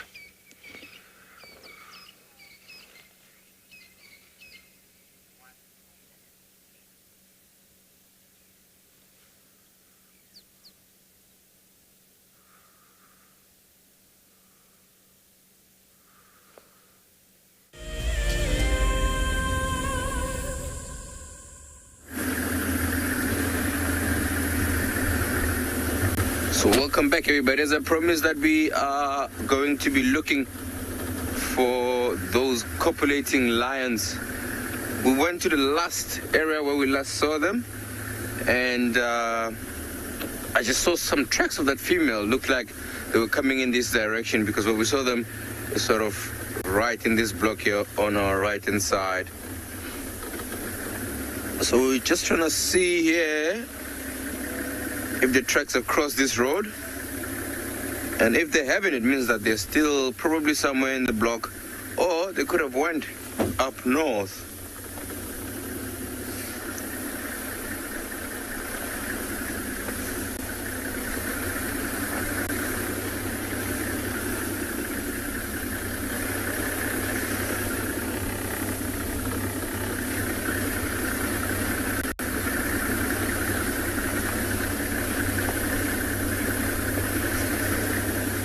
Guys, actually no signs here, so what we'll do is we'll turn around and try the next road and see if maybe they would have maybe went that way. If there's no signs there, I think they might be still in this block just behind us.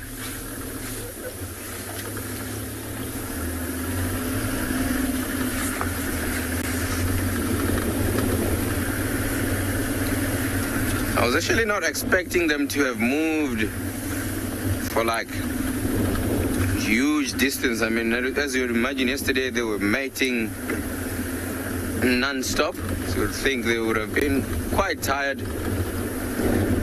But then again, you know, animals can do the complete opposite of what you think they would do. But as we go look for the signs of these animals, I'm gonna send you over to Mike.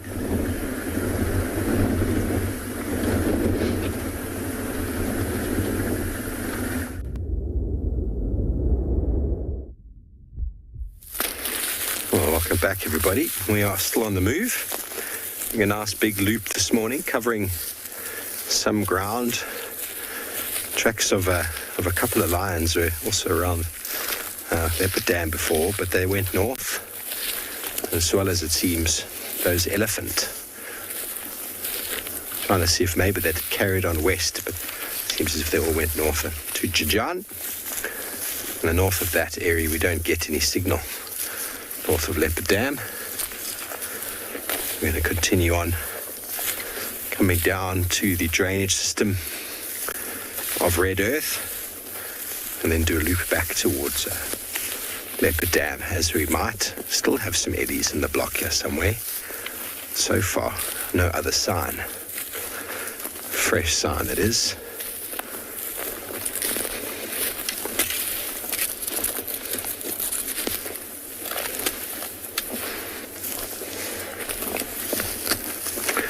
Alan, well, all encounters with elephants are potentially hair-raising. Depends on how many you've had.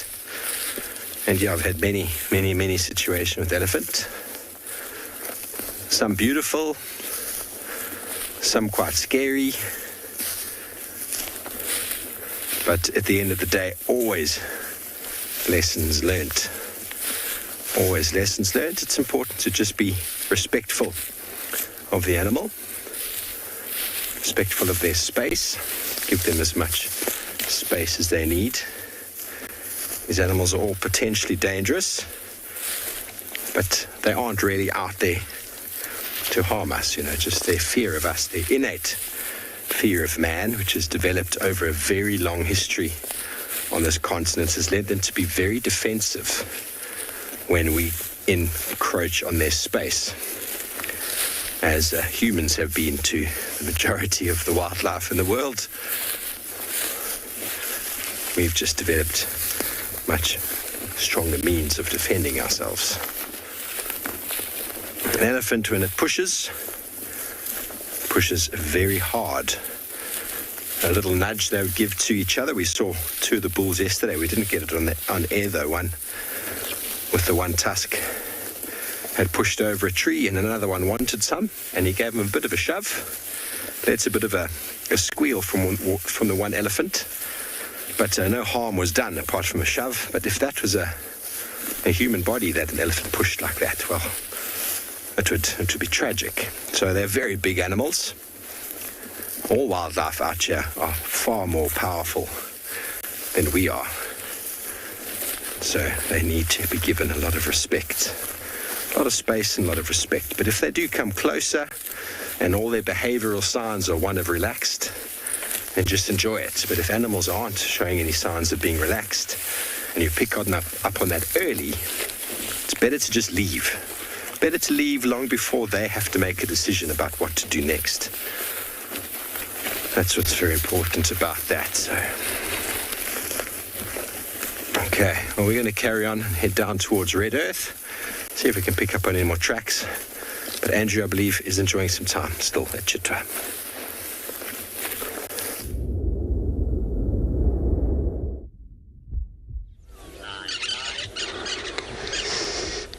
Indeed, Steve, so good luck there. We're still sitting here on the Chitwa Dam. But looking at these hippos, see how they interact with each other. It's been amazing. There's a young one that is actually sitting on top of their mother, the furthest one there. So a lot of time they do that. And they have their young one that cannot able to float well.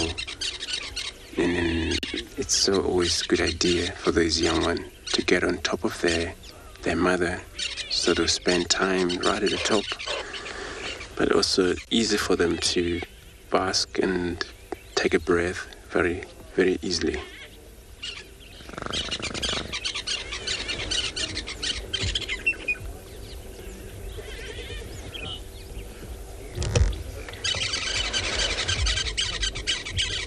And they all move about. At night they forage such a huge distance for grasses. And in many times the places where they forage to, the they can change place, but it's all place of theirs. They always visit and always graze, so they prefer very short grasses. Due to their digestions, they still have 3-chamber stomach, but they don't chew cud, which is very interesting. And a mammal like this, and they actually are not actually called a blooded animal, so because they are a mammal, so they are warm-blooded.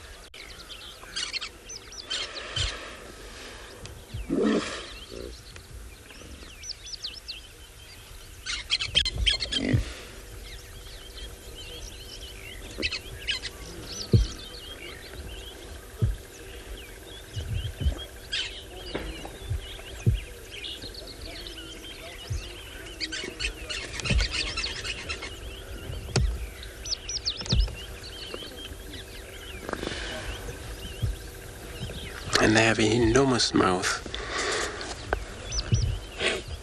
But just because they don't have anything else, this mouth is well equipped with these tusker sort of canine.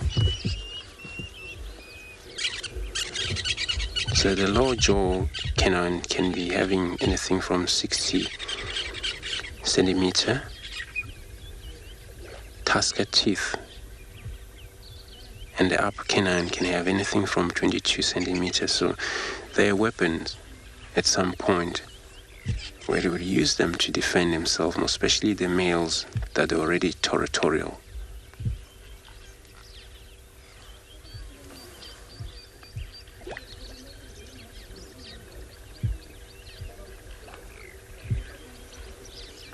When they can break them sometimes during a fight, especially males.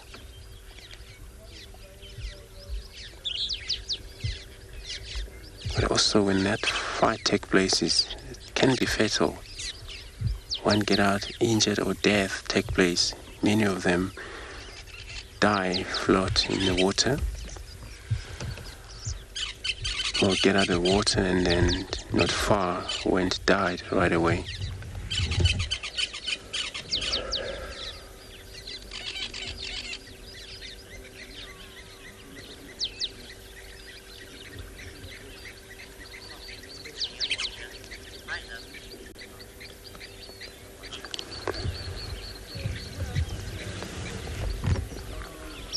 Dear watcher, you're commenting saying that you love baby hippo. Look at that one there.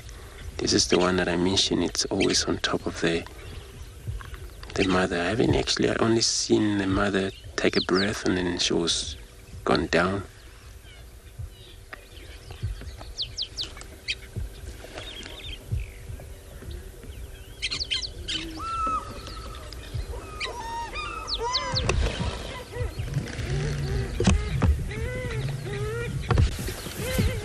Oops.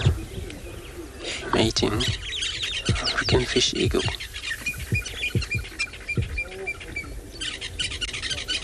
So we know what all of these calls about.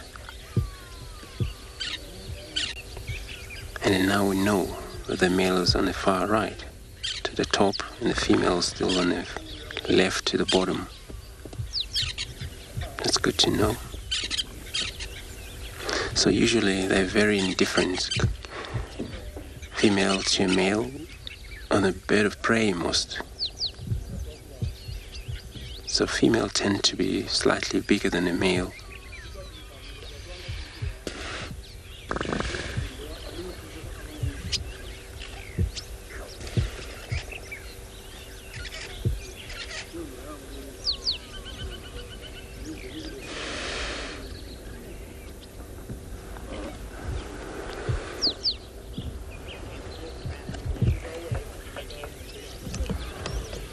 So everybody, we're going to stay put.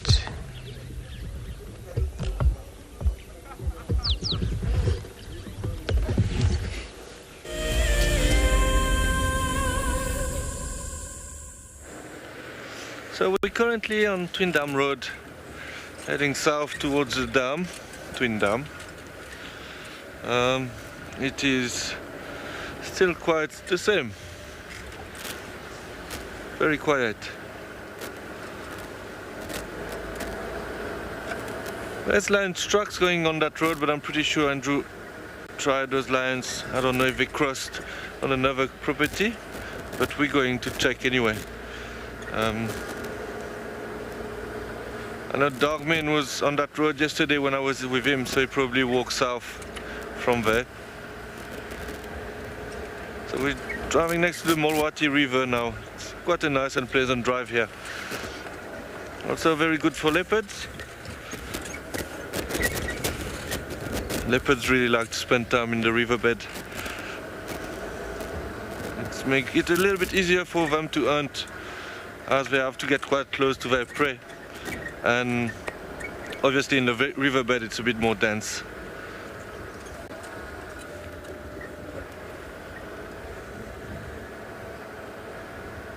Yeah, it's one of those mornings, huh? Searching and searching.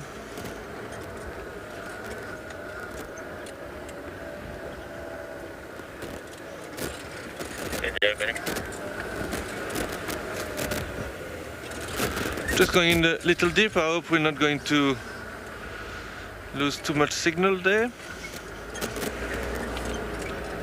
We're not too far from the dam now.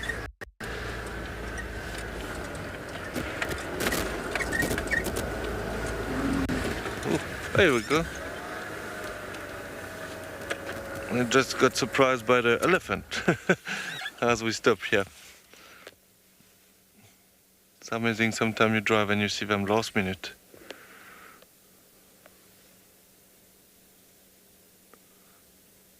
Okay, so we're going to sit here and look at those elephants for a while.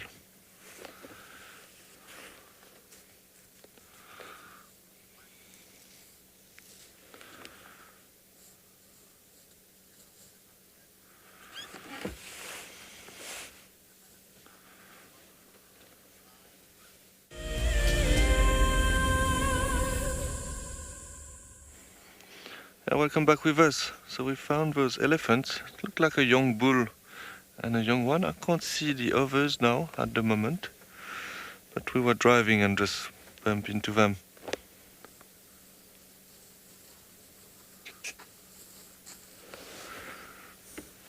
Yeah, so quite nice to see some elephants. It's coming quite close now.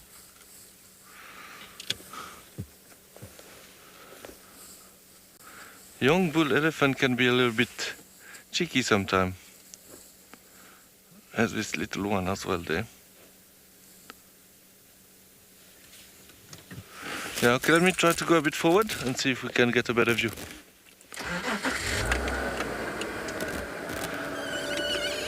I'm sure there must be more around. Is that really happy with us, this one? I think because we came around the corner quite slowly actually, but we kind of spooked it. It can happen.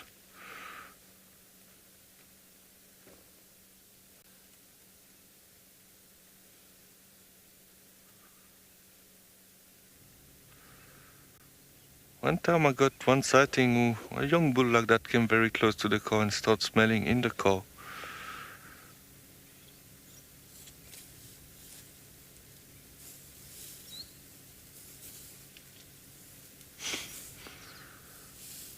Obviously, he's quite young, but still big.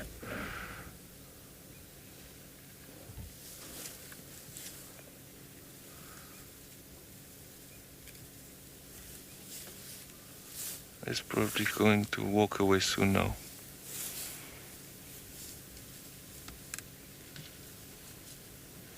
There we go.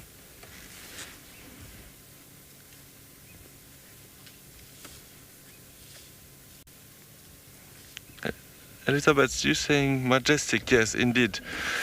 It is always a bit nice when it's a young bull doing that with you. When it's a big bull, it's something different, obviously. I drove here yesterday, and there was a very big bull who was in must, and I didn't want to stay in the area because it was heavily in must, and when they are in must, it can be quite dangerous when you get too close to them. But anyway, let's carry on. We're not far from the dam. I'm sure there's more elephant in front. Let's see if we can find some more for you.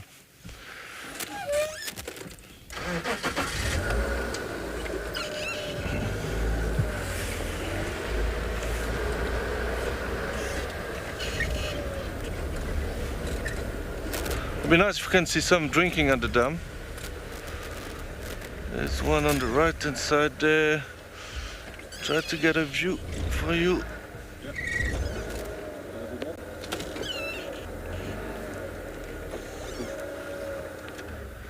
Okay, so I think we're going to sit here with those elephants and check the dam as well.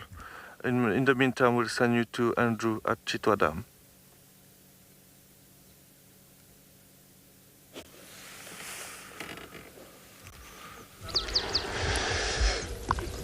Cedric, good luck finding the elephant. So we've been sitting here hoping to get any audio.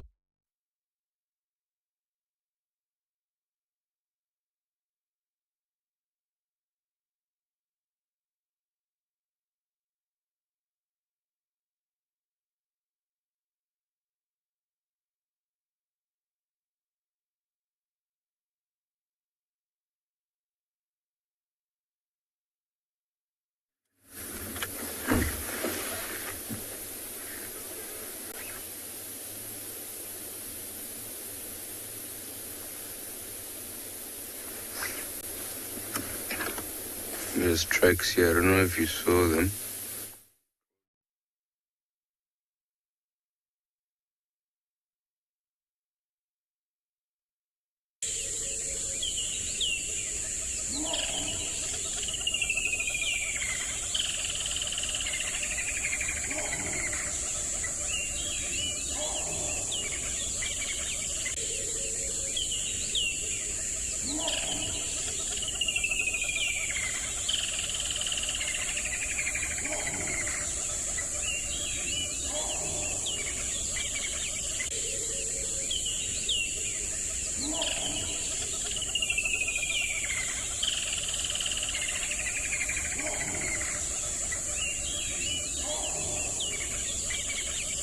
Sorry about this, everybody. Welcome back. Just getting through a not-thorn bush there. Hello. Any tech issues, I do apologize for. We are going to just go for a stroll through Red Earth. Have a look at how this landscape unfolds.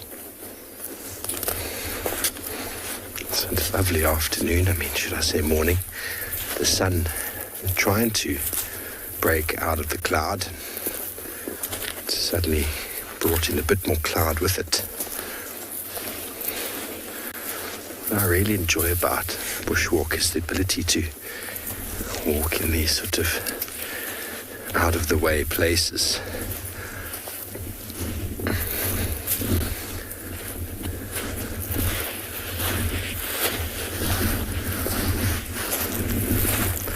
So the weather's supposed to be warming up over the next few days, so this is possibly the cold before the warm. Heading on trail tomorrow to start the next day up in Pafuri. 3 back-to-back 4-night trails.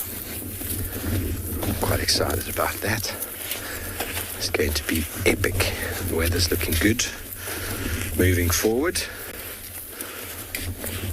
Because last week's weather was just not ideal, to be honest.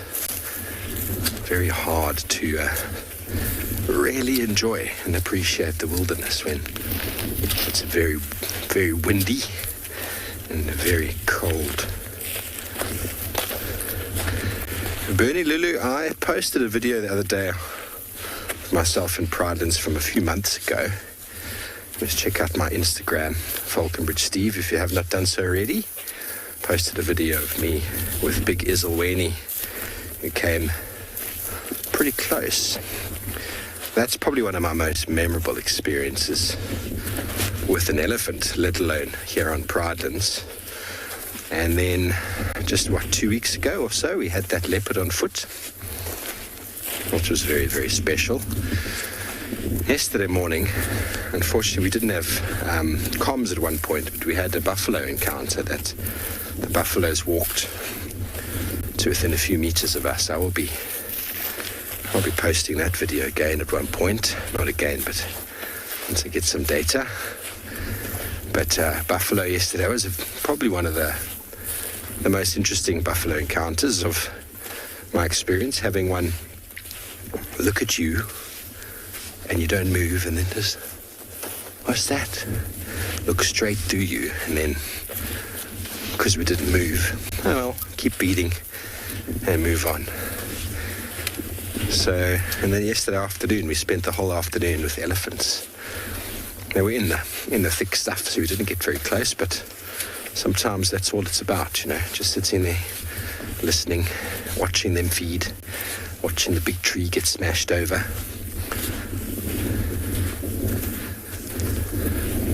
And then how can I forget, it actually was at this bush behind us over here. Wild dogs in this block lay down under that tree, and Gert and myself were just on the other side there where the grass is, standing there watching these wild dogs while a whole herd of buffalo came down as well. That was a very, very special time. So amongst those highlights, I'm not sure which one to pick, but it'd probably have to be Iselweni. Anyway, we're going to carry on and send you over to Trico.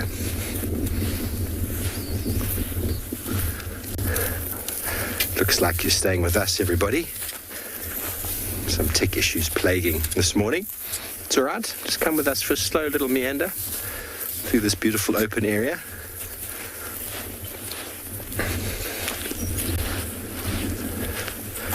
The wind has picked up. You can probably hear it on the mic.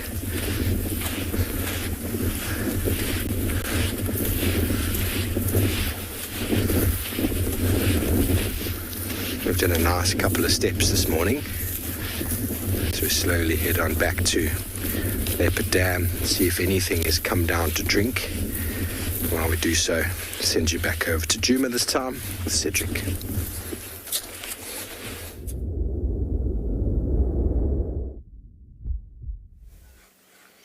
Welcome back with us. So we found some Kudus. At the moment I can see only females. It would be nice if we can see a nice big bull. But you can see there on this beautiful shot there how big their ears are. So obviously they can hear very well. They are very reliable when the alarm call. It's like a very deep, loud bark. So if you hear Kudu's alarm calling, that's generally a leopard or lions around.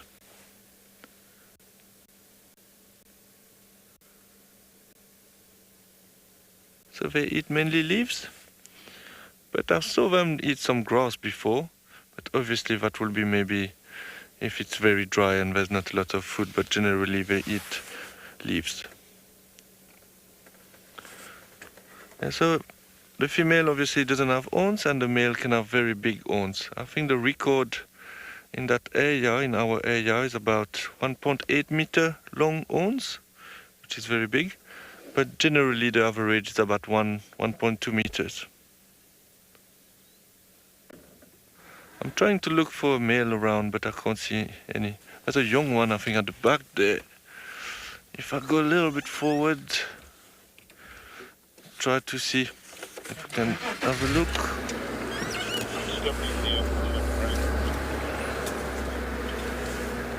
There's one at the back there. I thought I saw some horns, but no, it's a female.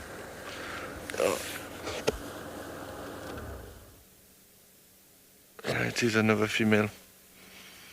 Maybe I got confused with some branches.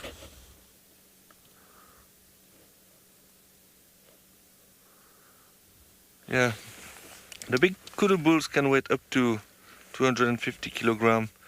It is quite big, and they can jump very high, up to 3 meters, even higher than 3 meters sometimes, because they have been recorded jumping fences 3 meters high from a standstill. So they are very strong antelopes.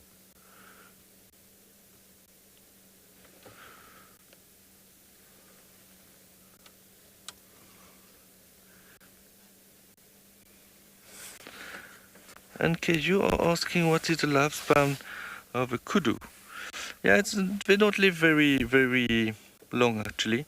It will be for a male around 10 years, just below 10 years, and for a female a bit longer, about 15 years. But it can happen that the males die a bit younger, especially when they fight. It can happen when they fight with other kudu bulls and the horns get interlocked and then they get stuck together and can't feed anymore and obviously die from starvation. It doesn't happen often, but it can happen. Also, it's very nice to spend some time with them if you think there's predators around, because they see very well, and if you can see them looking intensely in one direction, obviously you will know that there might be something there.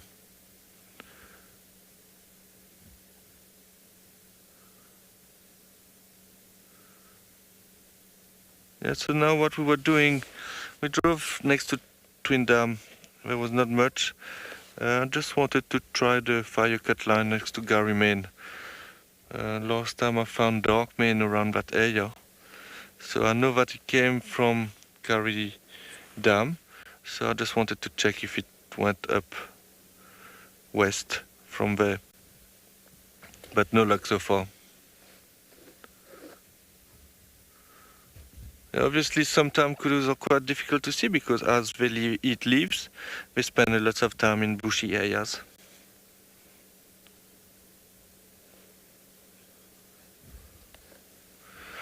Okay, so I think we'll continue on our side and try to find something else for you guys.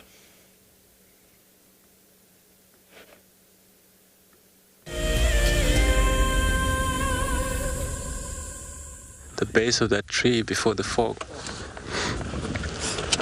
So we have left the Chitwa Dam and a look, checking that cut line. We thought maybe lions might be maybe close by to that area.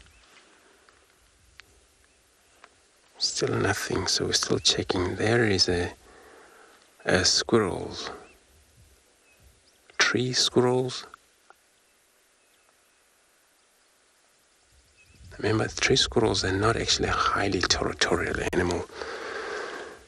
They can be seen, many of them, in the same place together. All are scratching around a little bit. So they're getting a warm up before they would come out, or already out, but then before they move far from the tree. And they would eat sort of nuts. A lot of these nuts would be from these marula nuts. And a lot of these marula nuts, quite a lot, and they're all dried up. But for the squirrels to go look underneath of the marula trees,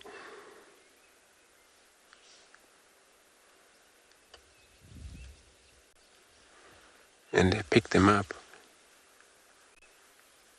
to get into one of these, or two, usually three, two caps, and they get rid of the nuts out.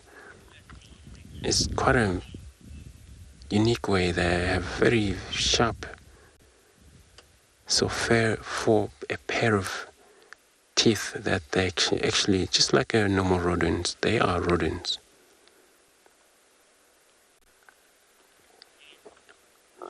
For that, they can cut any wood, anything they can.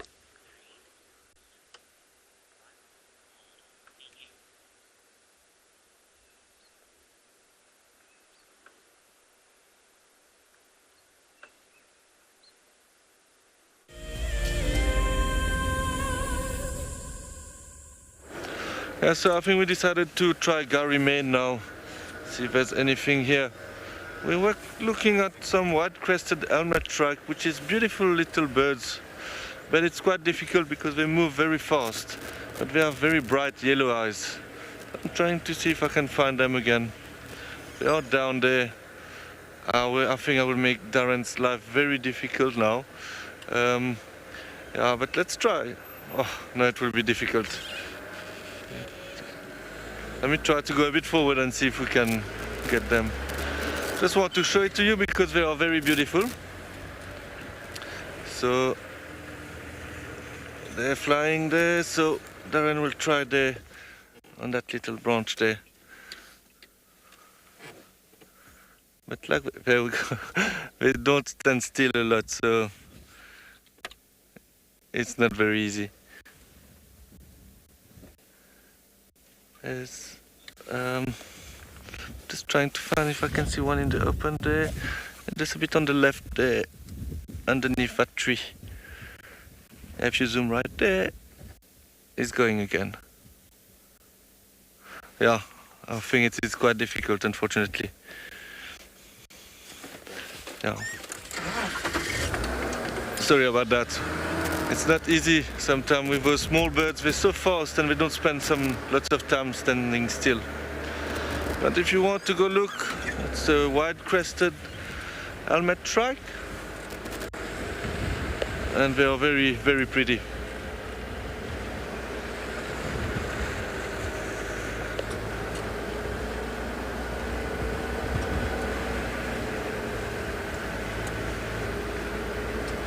Jenny, you're asking if we're seeing different birds now because of a change of the season.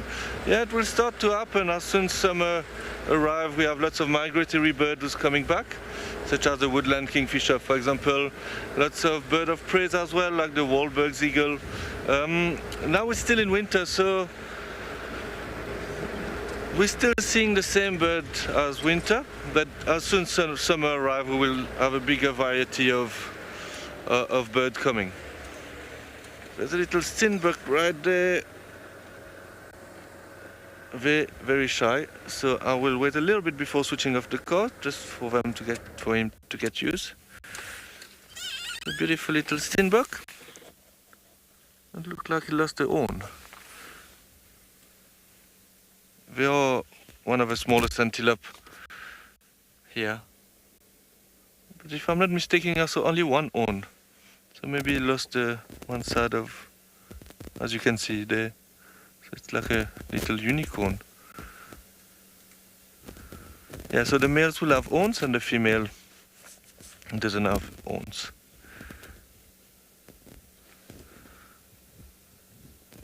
It seems like all the animals are running away from us this morning, but steenboks are generally very shy. Sometimes, if you're lucky, they stand next to the car, but most of the time they like to run away.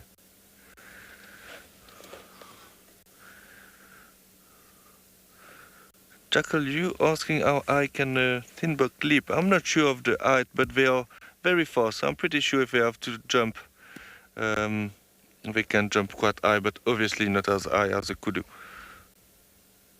They have quite short legs, so yeah, I don't have a definite answer about the height, but they can jump obviously quite nicely. Especially if they have to run away from a predator. But they can be very fast as well.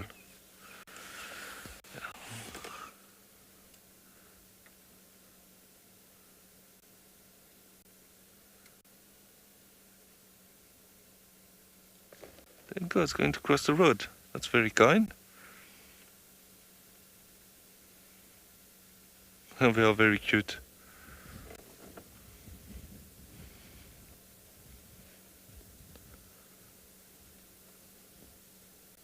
They have beautiful marking inside their ears. It's a bit far to see, but like if we find another one closer, we will try to zoom on it. That's like beautiful patterns inside the ears. Okay, I think he's going to continue in that direction. Actually, just cross into Little Gary, if I'm not mistaken.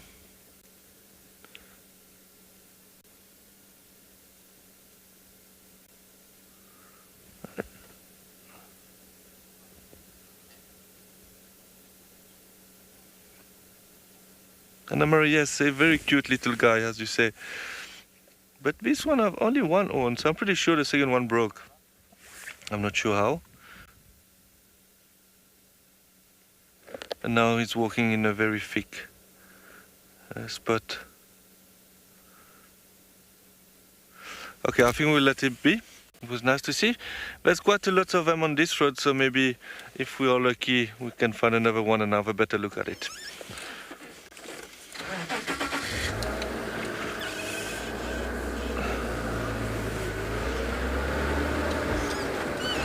Yeah, you know, fortunately, even when we don't see any big five or predators, there's always small animals and birds that we can look around. Okay, so us will try our luck on this side, on Gary Main. In the meantime, we'll send you to Ngala for an update.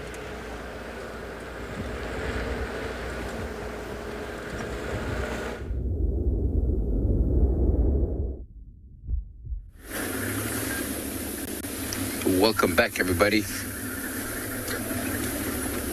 So we're still looking for those lions that we promised that we're going to look for, the copulating ones. But yeah, we haven't found any tracks anywhere. The only tracks that we had were the ones that we had earlier on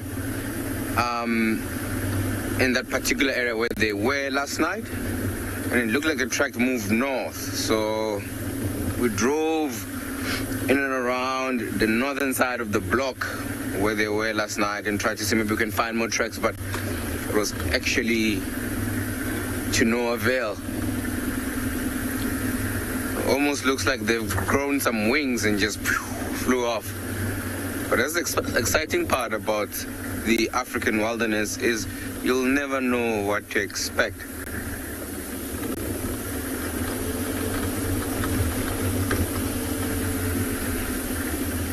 So what we're gonna do now, there's a junction up ahead. From the junction, we're gonna take the next road that takes us north. And some nice few clearings up here. I'm gonna go have a look and see maybe we can find anything interesting. There's also along this riverbed here, the Dimbawati riverbed on my left. There's a lot of tall trees, which then attracts some certain bird species or owl species. So as we drive along here, it's worth to have a proper look around in these big trees.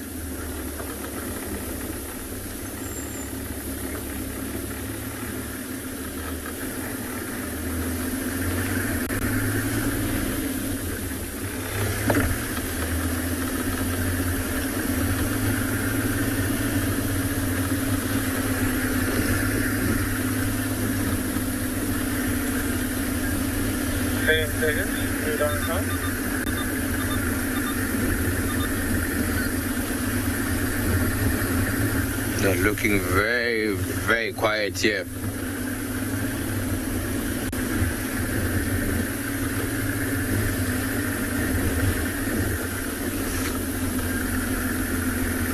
But I think maybe in those clearings where we're going, maybe we might be lucky. So let's see what we find there.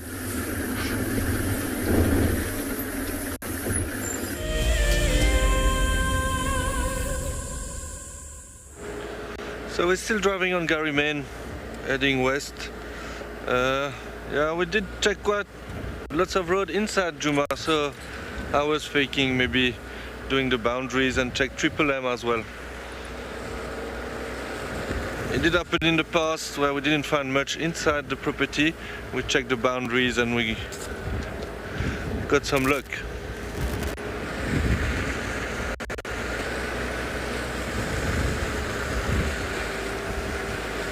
Don't see much trucks on the road though.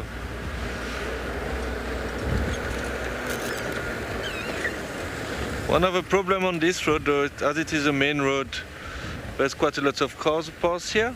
So later during the day or in the afternoon, most of the trucks have been run over, so that makes it a little bit more tricky. But let's jump from one of the smallest antelope to one of the most common antelope here.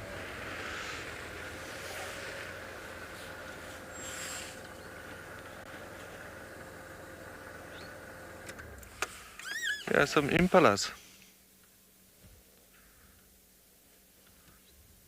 Want to go hide as well, I guess. So this is a bachelor herd with a few male together.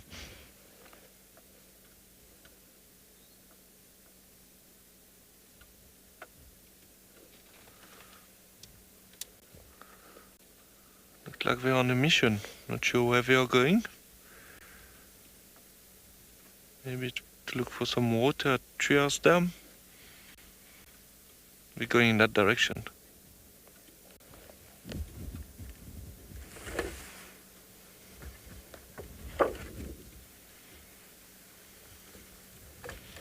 So I was talking about the Kudu alarm call earlier. Impala's alarm call is very nice to have as well, because most of the time there will be a predator if you're alarm calling.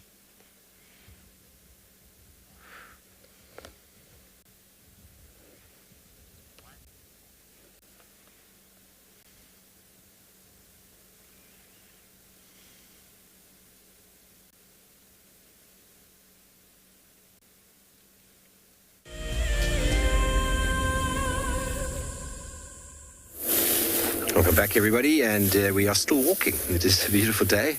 Walking, the temperatures are lovely for being out in the bush. These sort of conditions could allow you to be out for a few more hours. It's one of the things I'll advertise on a trail. Some people ask, how far do we walk? Well, prevailing weather conditions definitely do play a part. There's the lion tracks we saw earlier. There's a lioness over here. You see the right back foot, and there's the front foot. Walking quite slowly up this road. We actually cut them quite a while ago.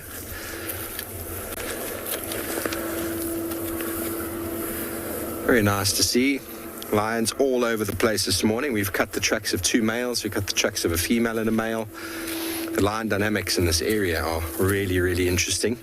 Last night, the students actually went through to Boston, one of the properties just here, where they did a predator call-out, or predator census.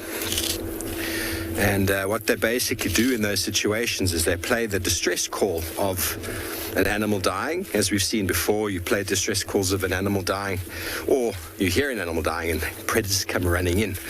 So they did a predator census last night, where the students all went and sat in the cold, listening and watching. And I don't know what they saw. We haven't seen them yet, because they got back while we were already in bed last night. So it'll be interesting to see what they saw. Anna Marie, I have not actually seen. I saw Lagarth on my first night here with Johan back in February. We heard her, and then we found her on Impala Plains, and I haven't physically seen her again since then. I saw one of the lions from the other pride that came in, the lioness that came in with cubs onto the western side. Had her for a day or so, and then she took the cubs back again, and I didn't see her again. But they definitely are coming in and out. And the buffalo came in yesterday, as you know. We spent time with them. And the buffalo, I'm not sure where they've gotten to now, but seems like by paying attention to the WhatsApp group where they call in the sightings, the tracks of the lionesses and lions have headed back north. But they do move in and cover quite a large area in their patrols. And here is a track of a male. It's not a very big male. Here's the front foot. See how wide the toes are. And there's the back pad. That's the front foot stepping on top of the back.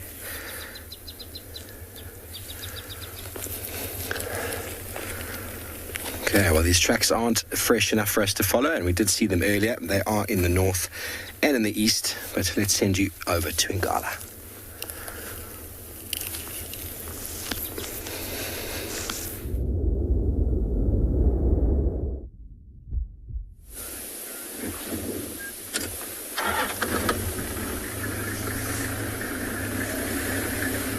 So welcome back, everybody.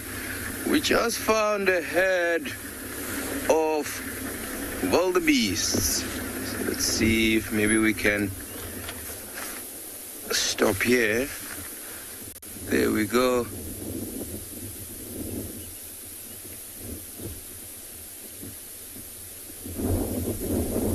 And you see how they sort of all walking in a single file. It's quite interesting to see. I mean, like, if you watch herd animals, the way they move, it differs from, antelopes to antelopes. If you look, for example, buffaloes, they will usually be spread out when they walk. But with these guys, they tend to walk in a single file. Look at that. And it is thought to be a way of getting from point A to point B quickly or efficiently. And also limits a lot of noise because they're following each other like that. They don't make quite a lot of noise. Well, if there's buffaloes and they're all spread out, they tend to make quite a lot of noise, especially in the area like this where there is a lot of predators. You need to be as quiet as possible. Let me try to go back more.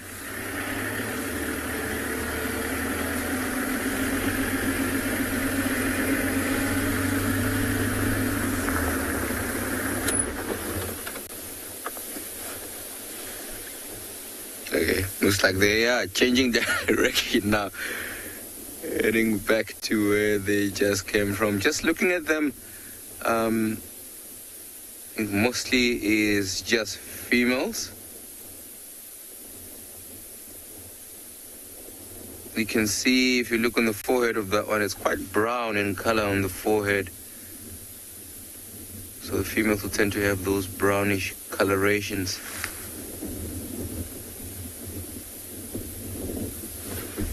It looks like mostly females there walking.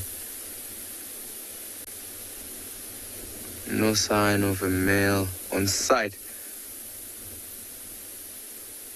And this is a perfect area for them. It's nice and open. There's a lot of grass to feed on. Oh, now they're taking off. Oh, it's because the bull just came in from behind. Look at that.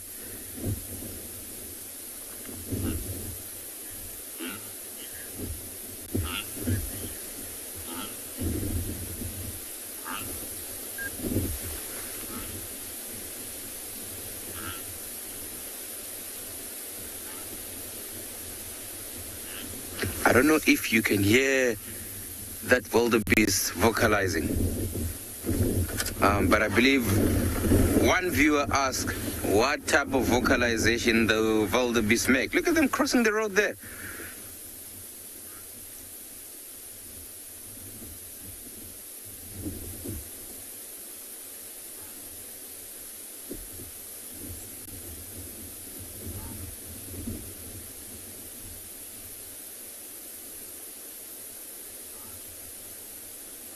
And I think he's trying to chase them and head them towards his territory. He doesn't want them to go away. As you can see, the females keep on running, but he's just behind them. So I believe the one viewer asked, what type of sound or type of vocalization do wildebeest make? I don't know if you've heard that, but that male, as he was chasing those females, was actually vocalizing. So it basically sounds like, yeah, I'm trying to find a a sort of better explanation here. So you know the bike, the Harley Davidson, and you have someone sort of revving on it, like that type of sound. That's what it sounds like. Quite a cool call, actually. But they've disappeared into some bushes there because of that bull. Trying to keep them around, trying to head them into his territory.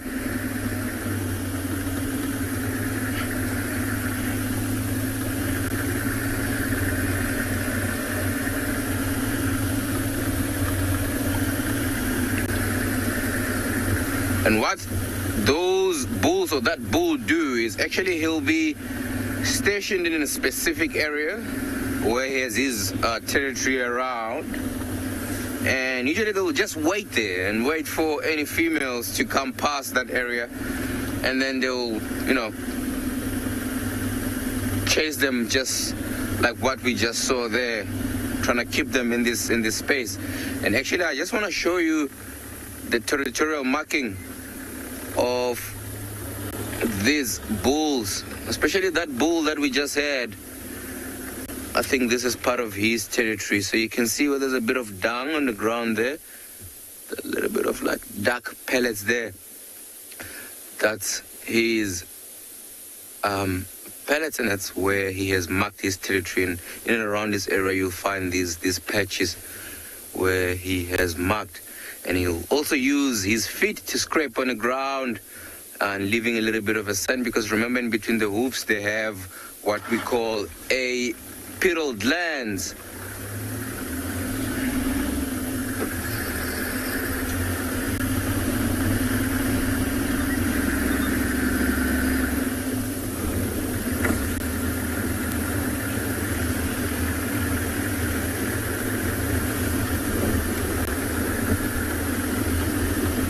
Warren, welcome. I'm glad that you can join us. Do Wildebeest have a leader in a herd?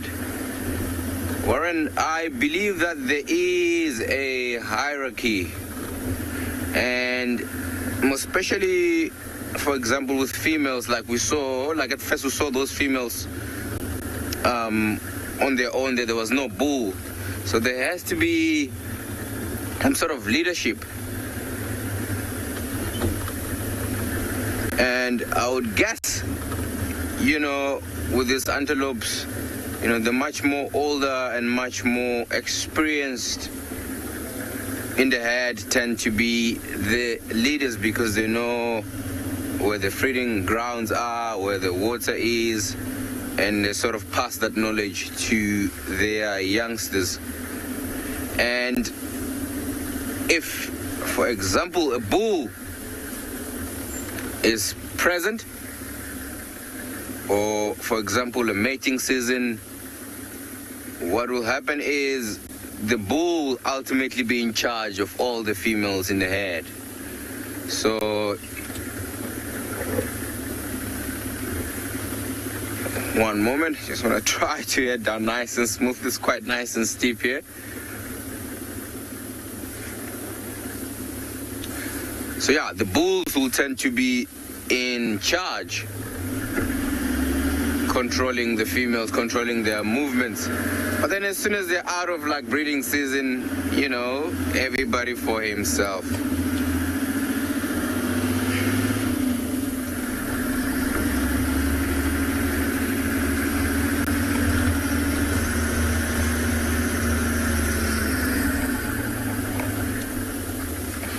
Right.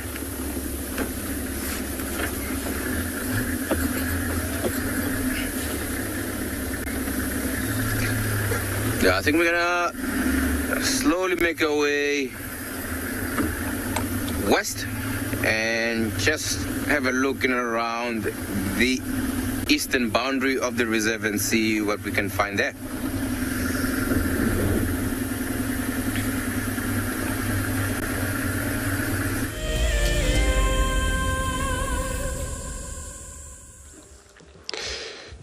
So we got a young Bataloo. It's playing actually very hard for us to get it on flight, because it's actually doing its hunt, especially when it's flying directly above our heads.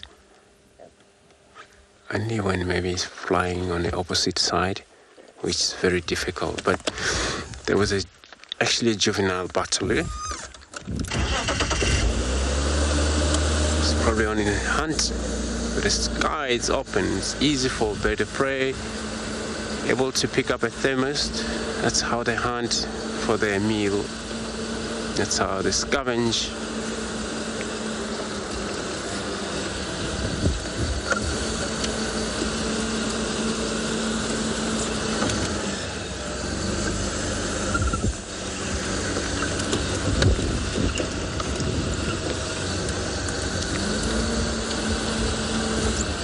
So we're still checking. We came back to Djuma because we found out that the lines, that the audio we had, they're far deep inside to that property. We cannot go in. So we came back to search around to see if maybe we can find a different cat around here. Columbus is gone. Guys have searched around there, no luck. with her.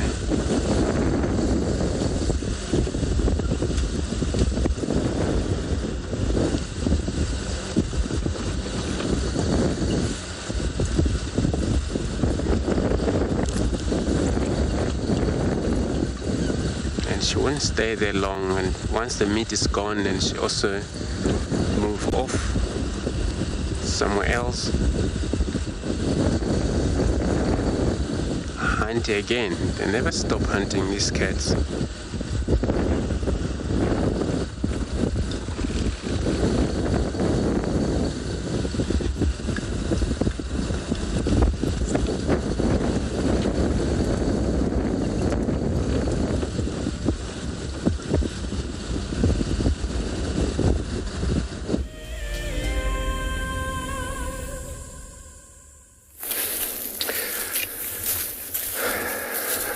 Welcome back, everyone. The conditions have shifted. It is nice and cool and overcast. A wonderful day for a nap in these warm tents. Alas, I shall be packing my things and getting ready to move on again. The eternal nomad at the moment. I'm in the process of moving down to the garden. I have moved all of my things. And I'm going to be down there from most of September, all of October. So I'll have the opportunity to maybe start putting down some roots. Things are happening, things are moving in the right direction. So very excited for that. Heather, there's always snakes around, but for some reason I don't see many. I put it to the fact that I don't fear them. Those people who generally have an incredible phobia for snakes somehow always seem to find the snakes, if you know what I mean. But they're around. We see their tracks. It is a sort of difficult time of year for them to be out and about. When it's cold like this, they're hibernating or estivating, spending time hidden away. But as soon as it starts warming up, as soon as the rodents and frogs are out and about again, we'll have a lot more occurrences of snakes, but they are here.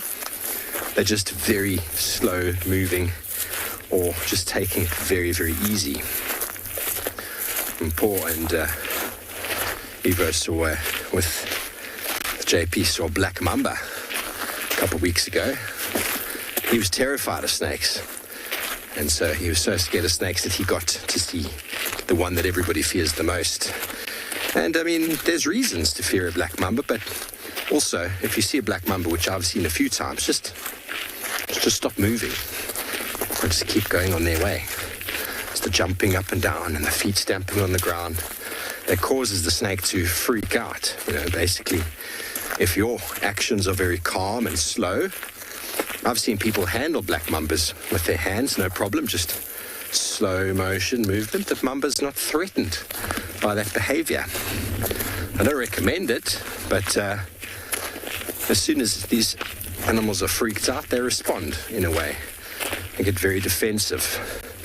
So snakes aren't all that bad. They've got a very bad rap. They serve a very important ecological role.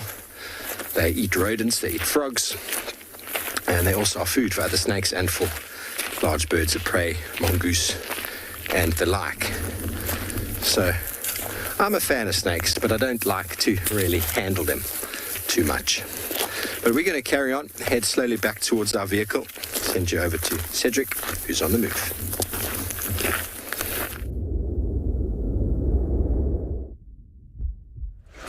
Yeah, welcome back with us. We're currently on Power Line Road, making our way towards quarantine. We did do Gary Main and quite a big part of Triple M, but there was not much happening there. Yeah, so the report for what I've been seeing on Djuma today was mainly elephants. There was a herd of buffalo, but it was on Torchwood, if I understood well. So yeah, very quiet morning for the moment. But this does happen. The only problem, it makes the afternoon drive a little bit more difficult as well, because generally when you find lions in the morning, you will know approximately where they will be in the afternoon. For example, same if you have a leopard on on a kill, you will know that maybe in the afternoon the leopard will still be there.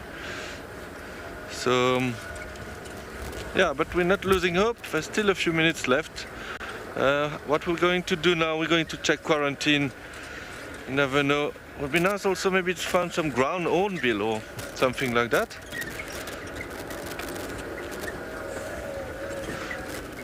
Like some giraffe walk here.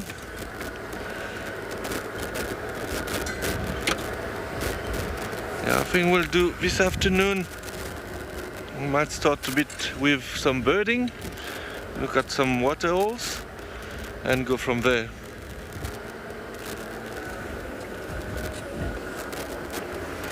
This is where we found dogman yesterday morning.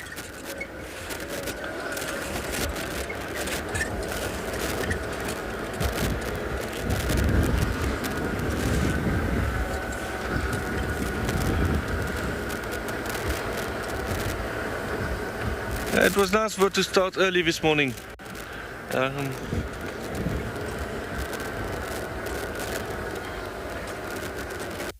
Daniel, you would like to know if I've seen any cheetahs in the Sabi sands? I did so, but not at Djuma. I saw in the past. But I know there was sighting of cheetahs lately around Djuma. I think at Tswalu Lauren got a cheetah there. So they are there, but it's very, it's quite rare to find them. But it is a beautiful animal to see.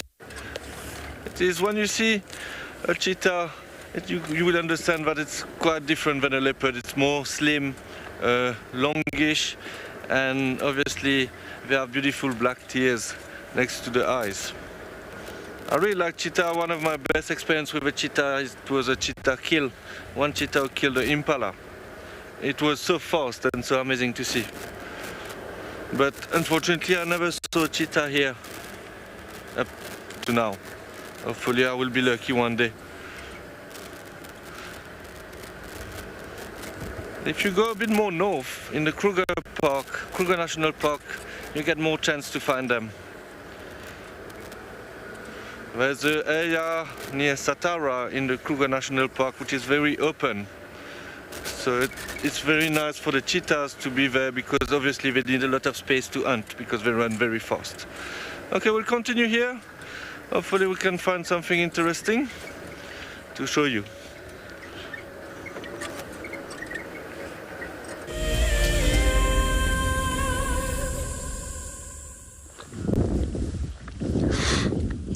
We're sitting here with two different antelope.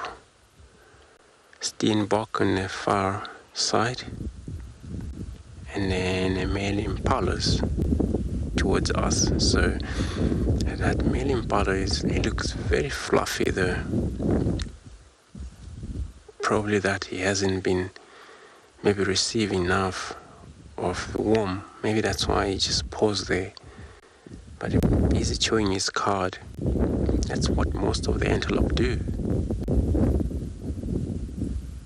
Those with a full pocket stomach, and they always work easy when they stand up, chew that cud. You see, when they eat, the food that they swallow every time when they eat, it goes to the ruminate. And that process, again, it allows the animal when it's roosting, we're able to bring the cud. It's formed to small balls when it's actually regurgitated back to the mouth and then again chewed. And that's where it goes to the reticulum pocket. This is another pocket where it still has to be processed into amosum stomach, and in the end into abmosum stomach.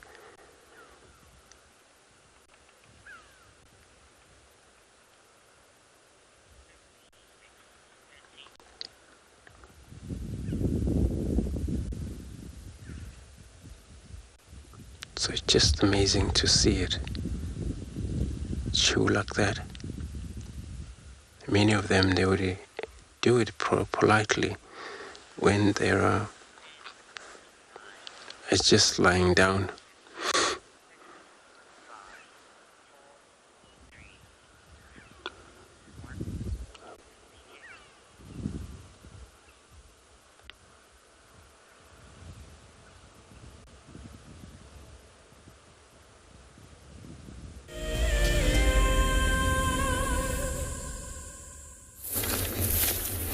Well, everybody, it's come to that time of day. I bid you all farewell. It's been wonderful being with you all again the last month and a bit. And what wonderful sightings we've had, working with Gert and with Mpo, as well as with Ivo, Jan Hendrik, Freddie, and now this morning, Zach looking after us. So I will be back with WildEarth at Djuma for the WildEarth expedition in November. So I'll see some of you then, and then the rest of you I'll see at WildEarth Djuma for the rest of November. So that's as it stands. I'm going to be heading off on 3 back-to-back trails now, so please do continue to follow the journey at Falconbridge Steve on Instagram. And I look forward to seeing you next time when we're taking a bit of a break after my 4 trails, and then a women's trail. A little bit busy the next month, and then I'll be taking a little bit of time off down the garden route just to settle, to enjoy the coast. So we look forward to seeing you all again really, really soon. It's been a journey. Always is. And we'll see you next time. So until then, thanks for the support. Enjoy your day, your week, and your months. Until next we meet. I'm going to send you back over to Trico and Ngala.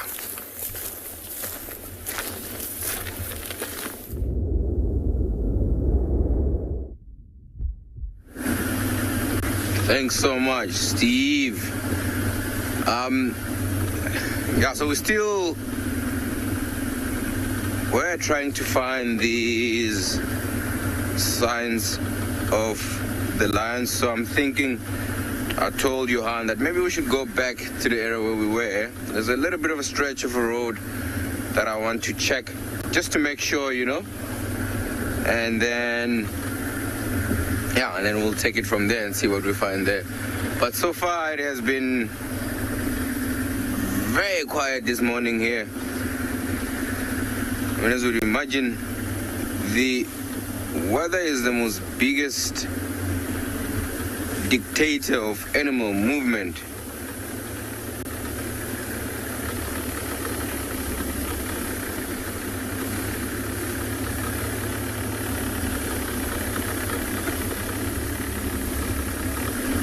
Just gonna quickly have a look here.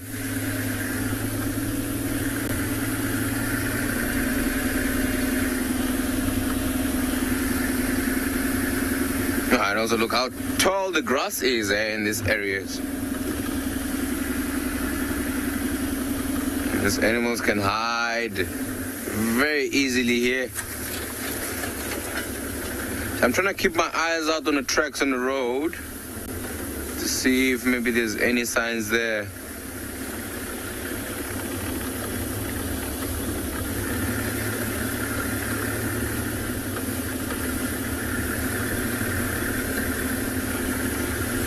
So I just want to go all the way up to the prominent tree, as you can see. Just go on the other side of it. Let's have a quick look there.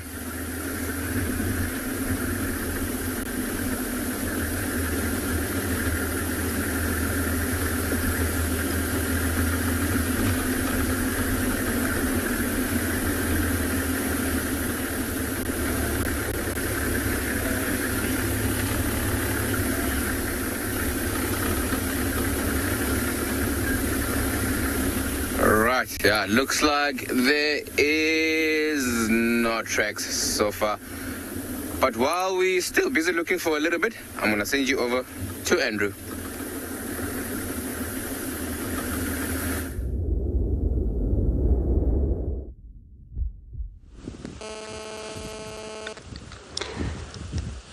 So, thanks Trico. We're still sitting here looking at these. This single male impala found himself into these very opened, still a little bit of wind blowing for sure. It's not actually warmer as I thought it was anymore, with this wind picking up. It's probably that's why when we saw him there, he was just slightly fluffy though, because of this cold front that's pushing in. Maybe it's because we are very much at the top here.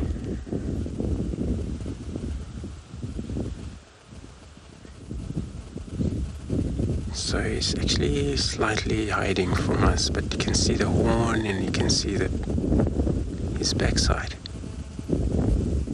It's always difficult for a single antelope, especially impala. They're meant to be in a group though. They were able to help each other look out. But for him to find himself into this kind of area like this, it won't be really great. Well, it's quite open for sure, but it's wind. That it will be all about trust.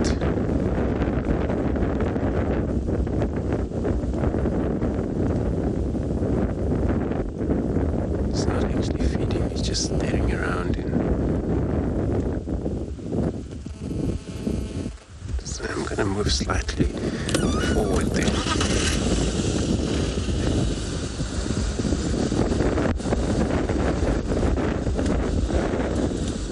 Oops, he ran.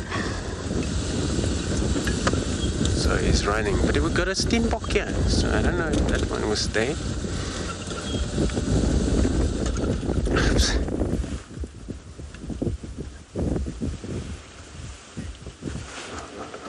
What's the rain? Oh, it's running faster for sure. That one won't stay, or we still got it there.